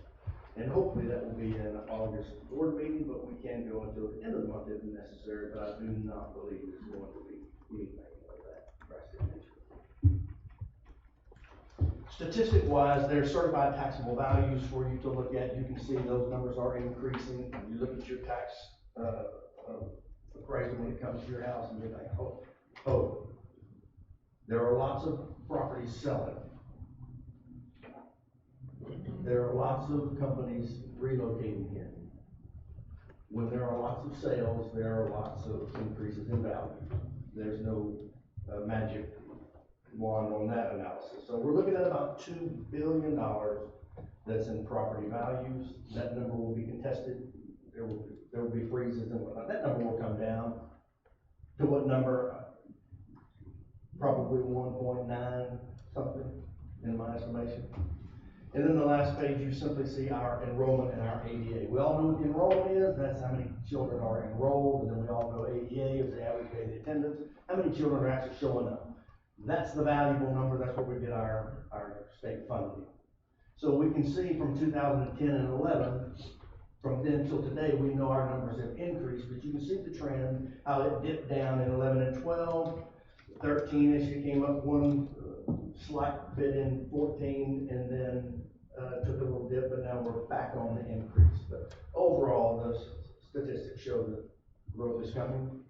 We are in the path of that growth, and we will be ready to educate children when that time comes. Any questions on this particular first round of discussions on our 17-18 budget? Could we also, Go ahead. could we also see, a 3% for everybody across the district? Sure. So we can see what that costs for this year. Sure. And am I clear on the second example that there is a figure for the professional and then there is a different figure for hourly? Yes, sir. For me, that don't work for me. I mean, that's what you gave us, but it don't work for me. I think all employees across all the district going to be the same. Valid concern. I was curious to know, examples 2 and 3. Typically, we've just seen the standard, I think, 3 or 4% examples. So, is there a benefit to those that, or are we just looking at various options you're providing us? It's various options, it's the dollar amounts that we have to work with. But anything is on the table. I'm open to any suggestions you want to add. Examples 1 and 2 would be renewable, that's part of the salary, and it carries forward. Absolutely. Example 3 is the only one that would be a 1 year, One-time might be payment, renewed, might bonus not, for would the be a next great year. example. Yes, ma'am. As far as TRS implications. TRS would be in there. But I mean, isn't there a difference between? It just doesn't affect the pay going forward. Option 1 and 2 affects pay It going still forward for facilities. Bumps up TRS as far as It will be benefit. Okay. included in there, yes. We have actually even discussed whether or not we were gonna gross that up or make it a lump sum check and then take the taxes out of it. There's just so many options that come from inside each one of these that I won't bore you with the gory details, but we do want to take care of the employee TRS, certainly important. Have we considered how much each, well, particularly example one with 1% and 2% and possibly you can see a 3% increase? Have we considered how competitive that makes our district with the surrounding districts? Have we looked at that? Well, we have talked about that. Knowing where Greenville sits, we cannot and probably won't for a while be able to compete with the Royce cities, the Rockwalls, the McKinney. Could we compete? Yes, we're the large school for the Sulphur Springs and Farmersville for that area. We're in a unique position. We find ourselves in the path of growth. That growth has not arrived yet. It is coming. We see evidence of it. Having said that, we are limited with a 17 to 20% of the budget because the other 80 to 83 is just payroll is large. The more payroll we have, the less we have to instruct and operate the facility. Very aware of your concerns, want to do the right thing, and we will ultimately make decisions that will impact the employee most satisfactory. In your experience, is 83% of the budget for payroll, is that standard or is Bob's PC? Plumbing or L3 would show the same type of numbers. It's just a 75 to 85% of any company's organizational revenues go to payroll. Okay. And do you, I guess as the conversations unfold, we'll be able to get a better idea of whether or not we feel like 17% is going to allow enough maintenance and operation to maintain all these beautiful new facilities so that we can stay ahead of deferred maintenance. That is a wonderful perspective. Shannon has bought new technology. There are site licenses that we're going to pay this year that we have not had to incur before. There are many challenges on the horizon. Payroll and operations are just two of them. Yes, ma'am.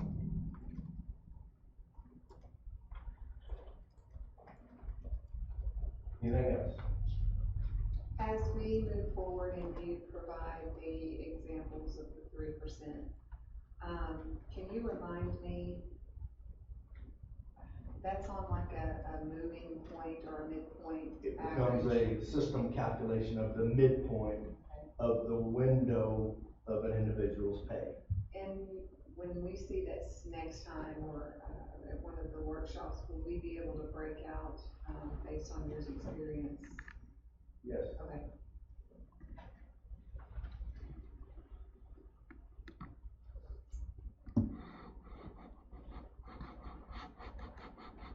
Any other questions?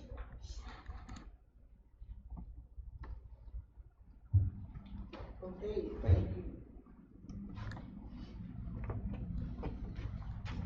Next item on our agenda is under action and discussion items. A, to consider approval of the authorization to adjust summer school program for limited English proficient LEP students. Yes, ma'am. Good evening. Districts are required to provide summer school for our ESL and bilingual students that are going into kindergarten or going into first grade. And they are required to have 120 hours in 8 weeks if the school district runs a 2-semester system, which we do. We are asking for your approval to run our summer program in conjunction with like our ACE program and our SSI summer schools. So they would The children would go from 8 to 2, be 6 hours a day, and for the period from May the 31st to June the 27th for a total of 120 hours. This is, we usually ask for this every year, and so we're asking for it again. Are there any questions?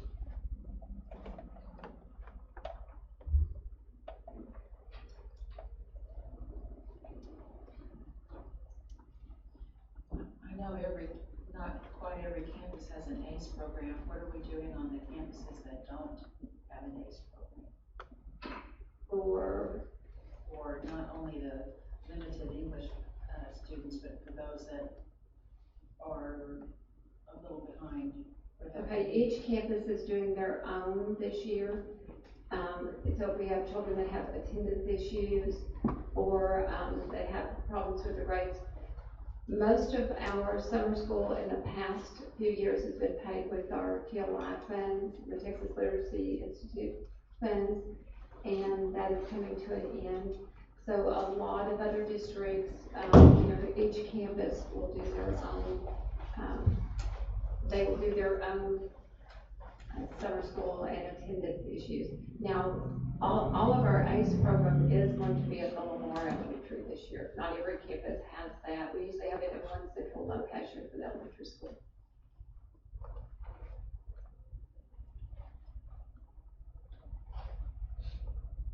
But this summer school, program is a separate program from ACE. Yes, ma'am. Yes, ma'am. This is just specifically for our ESL and bilingual. It's a federally requirement that we must provide summer school for these two students, for this age group.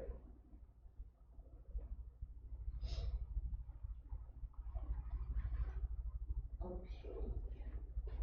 We have a, Well, yeah, I guess I want to make sure. So all of the ACE kids will be at Lamar. Yes, ma'am.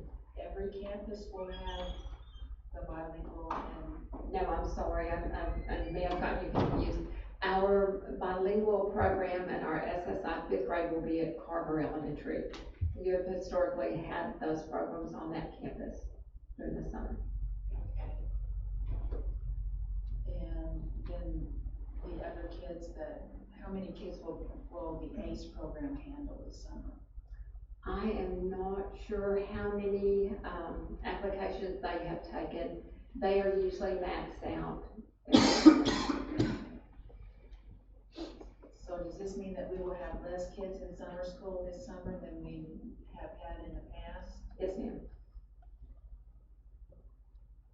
Well, that's kind of bothersome to me. That's what should be about doing is education, and we're cutting some summer school. And I know there's money issues, but is there no way to kind of to include more kids than what ACE and the bilingual kids can do? As far as just regular summer school, well, we have very limited money. I mean, I guess we could look at that. I know last year our summer school was extremely expensive. It was over $200,000, and most of that came out of our TLI funds. So it's, it's very expensive, but we are making sure that our 5th grade, 8th grade SSI students, those that have failed the STAR test, those children, we must have 10 to 1, 2 children to 1 teacher. Those children will go to summer school. They start on May the 31st, and they actually will finish on June the 21st. Very short timeline to the STAR testing. Summer school is one of those state mandated unfunded initiatives that we must actually undergo. So moving forward in years to come, ideally we want children to learn in the 9 months that they're in school in order to be prepared for the next school year. Of course, that doesn't always happen with every single child, but as we move forward, we're going to make absolutely sure that we're make a concerted effort to put things in place during the school year in order to make up the difference for the lack of funding for summer school. And it's not anything unique to Greenville that summer school is very expensive, and without the grant, a lot of districts have gone to where it's, you are making your tier 1 instruction, your 9 to 5 during the school year, a lot more robust so that children will not have to.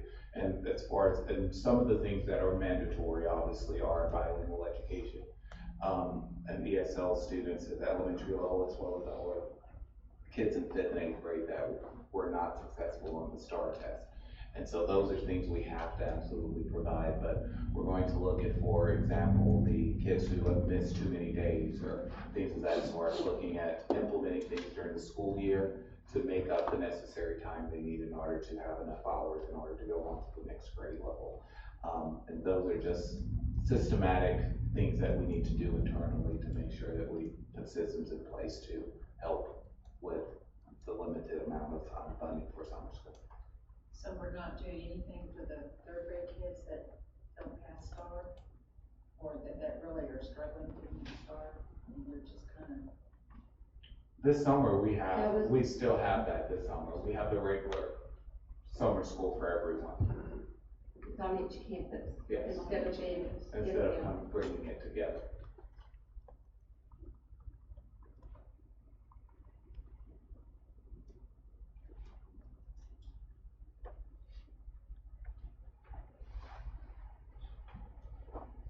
Other questions? When you talk about the ACE program during the summer, we're still talking about after school? The summer ICE program runs from 8 o'clock in the morning to 2 o'clock in the afternoon. So in fact, theirs runs an extra week this year.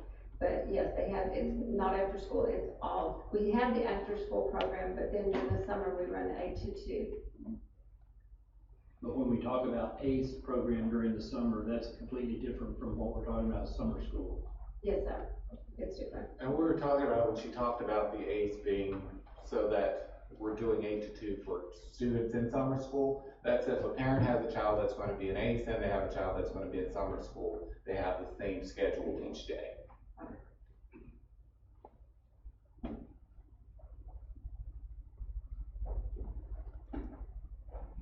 Other questions? Okay, we have a request to authorize the administration to operate a limited English proficiency summer school program from May 31st to June 27th for a total of 120 hours that will align with the other summer school programs in GISD.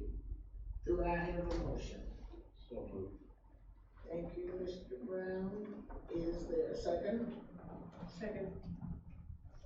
Dr. Butcher? Good second. We have a motion and a second. Is there any discussion? All in favor? Motion passes unanimously. Thank you. Next item on our agenda is consider the approval of CTE innovative course for 2017-2018 strategic learning for high school math. Madam President, Board of Trustees, as we take a look at challenges for our kids that have been unsuccessful in math for a number of years as they're moving into the high school, this is a course that we want to add for the 2017-2018 school year. We go with better meet the needs based on the TEKS. As an innovative course from TEA, it does require board approval. This would be in lieu of another math class that we've taught in its place. We feel that this course would better address the needs of those particular students and still allow them to earn a state elective credit towards graduation. This would already be taught by a teacher that we already have that is a secondary math certified teacher and is not a new position. And I do need to ask a paper because I need to amend the bill to say, take out the word CT, it's just an innovative course. Okay, innovative course for newcomers. Are we on strategic learning? Or are we on newcomers? I thought you said strategic learning. Newcomers? Okay, this is in addition to, I'm sorry, let me back up then. Both will be the same though, CTE will be sure, it's just an innovative course. For the newcomers, as we continue to build that program and make it where we want it to be, this is a program that we want to add for those new immigrants into the United States who are in country for, this is their first year, they don't speak any English, to allow them to take this for a state elective credit. It's something we've kind of embedded in the English process that they've gone through currently. We want to devote a little bit more time to that and allow them to earn that state elective credit while they're doing it as well for that graduation. And this very much aligns with the resources that we've already purchased for that particular program, and just will dovetail and fit very nicely into that. And again, this will be taught by the teacher who was already doing that program currently, and was an English and ESL certified teacher. Okay, so we're taking out the CTE. Yes, ma'am. All right. Is there a cost associated with the course? For the students to take it, or to? Yes. Not for the students to take it, okay. Okay, we have a request to approve the newcomers English language development courses in 1280042 Nelda and in 1280043 Nelby as presented.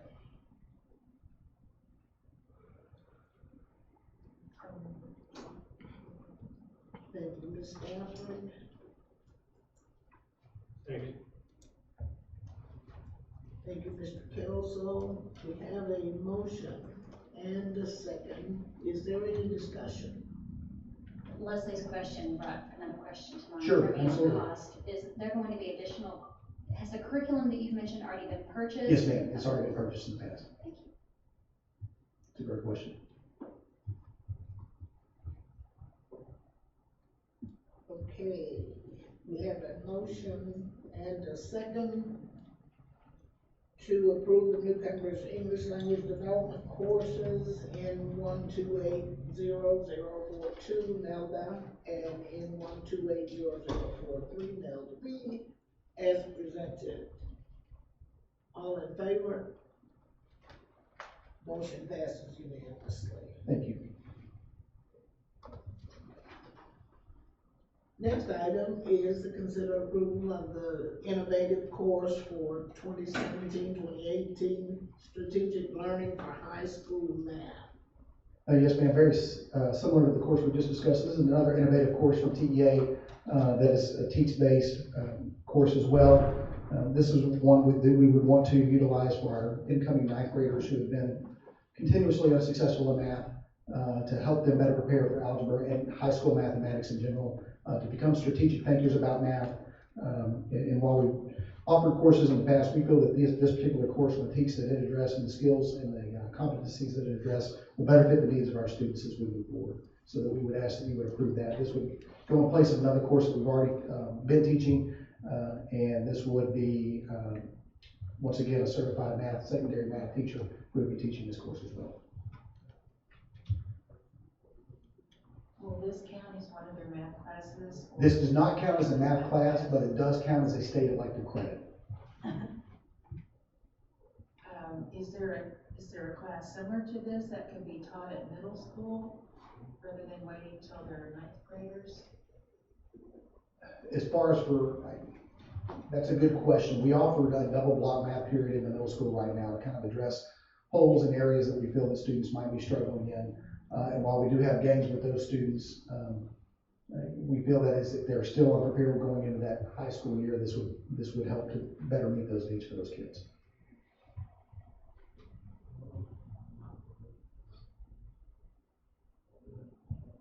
How many kids do you think will take advantage of this? That's a good question. Let me think about that real quick. And it's not so much of take advantage of it. If you were unsuccessful in your 8th grade year, you I was trying to be diplomatic. Yeah. I was trying to be diplomatic. How many students are going to have to do that? How many students are underprepared math students? Traditionally, I think we've had somewhere in the neighborhood, Keith, correct me if I'm wrong. We try to keep about 15 students in each section. So that comes about 90 to 110, give or take a few.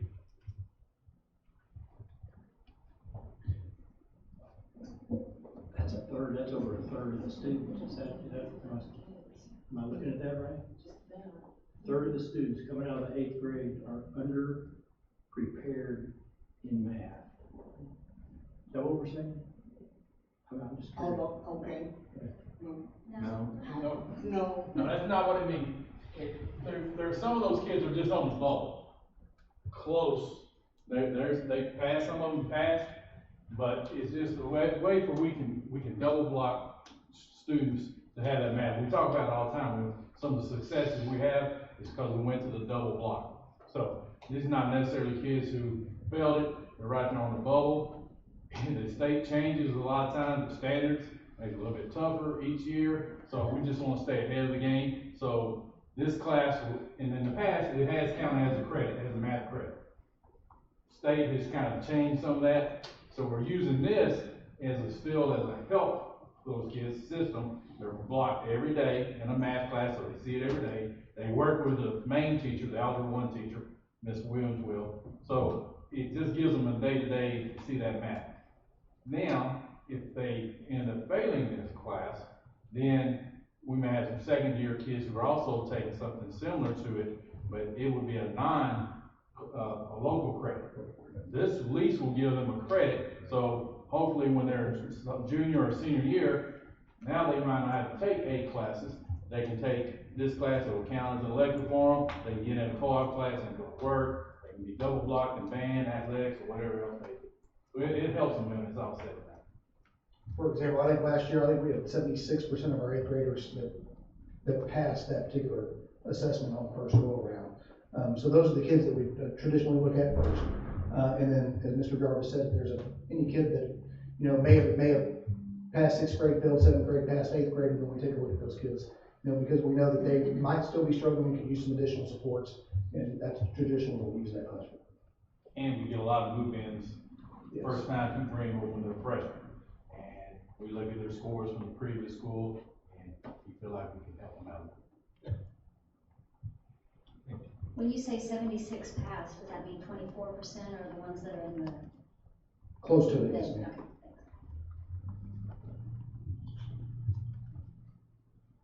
Okay, we have a request to approve the strategic learning for high school math course as presented. Is there a motion? Brown, is there a second?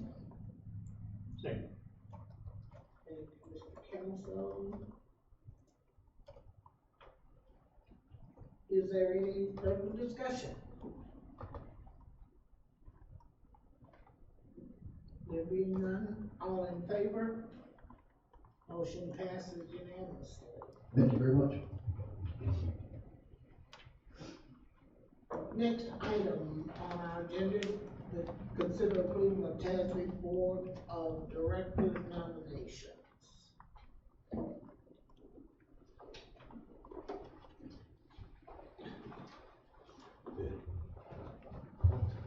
Do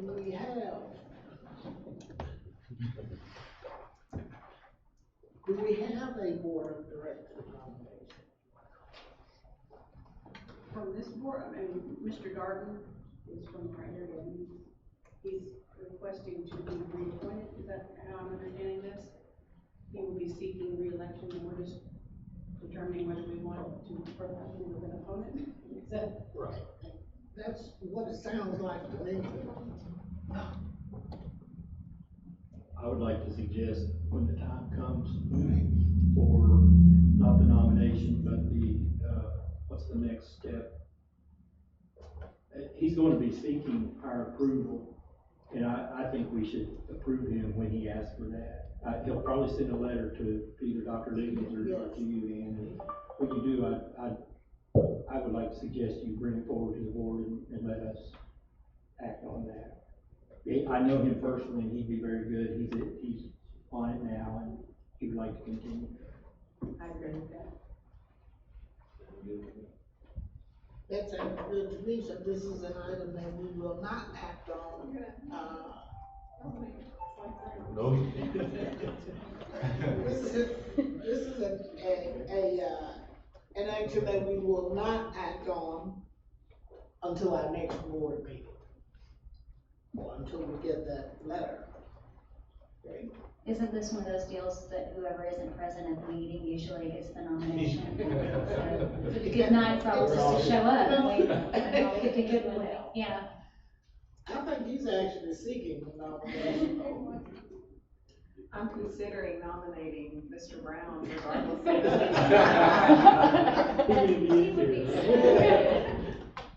Oh, yeah. Okay. Next item on our agenda is our consent agenda. And as usual, if there is any one item on the consent agenda that,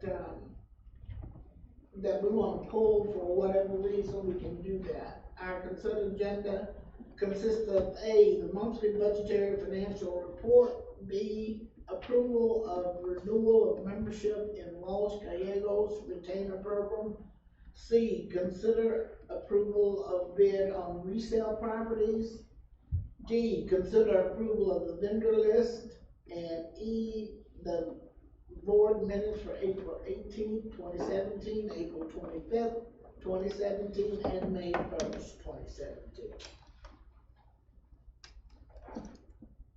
Do we have a motion?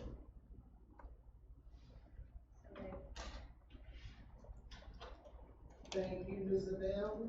We have a motion. Is there a second? Second. Ms. Stafford.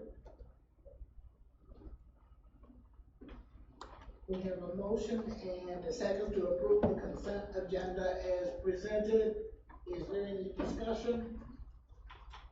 All in favor? Motion passes unanimously. Next item is posted to the closed session. Okay. We will go into closed session at, what time is it, Leslie? 8:02. 8:02.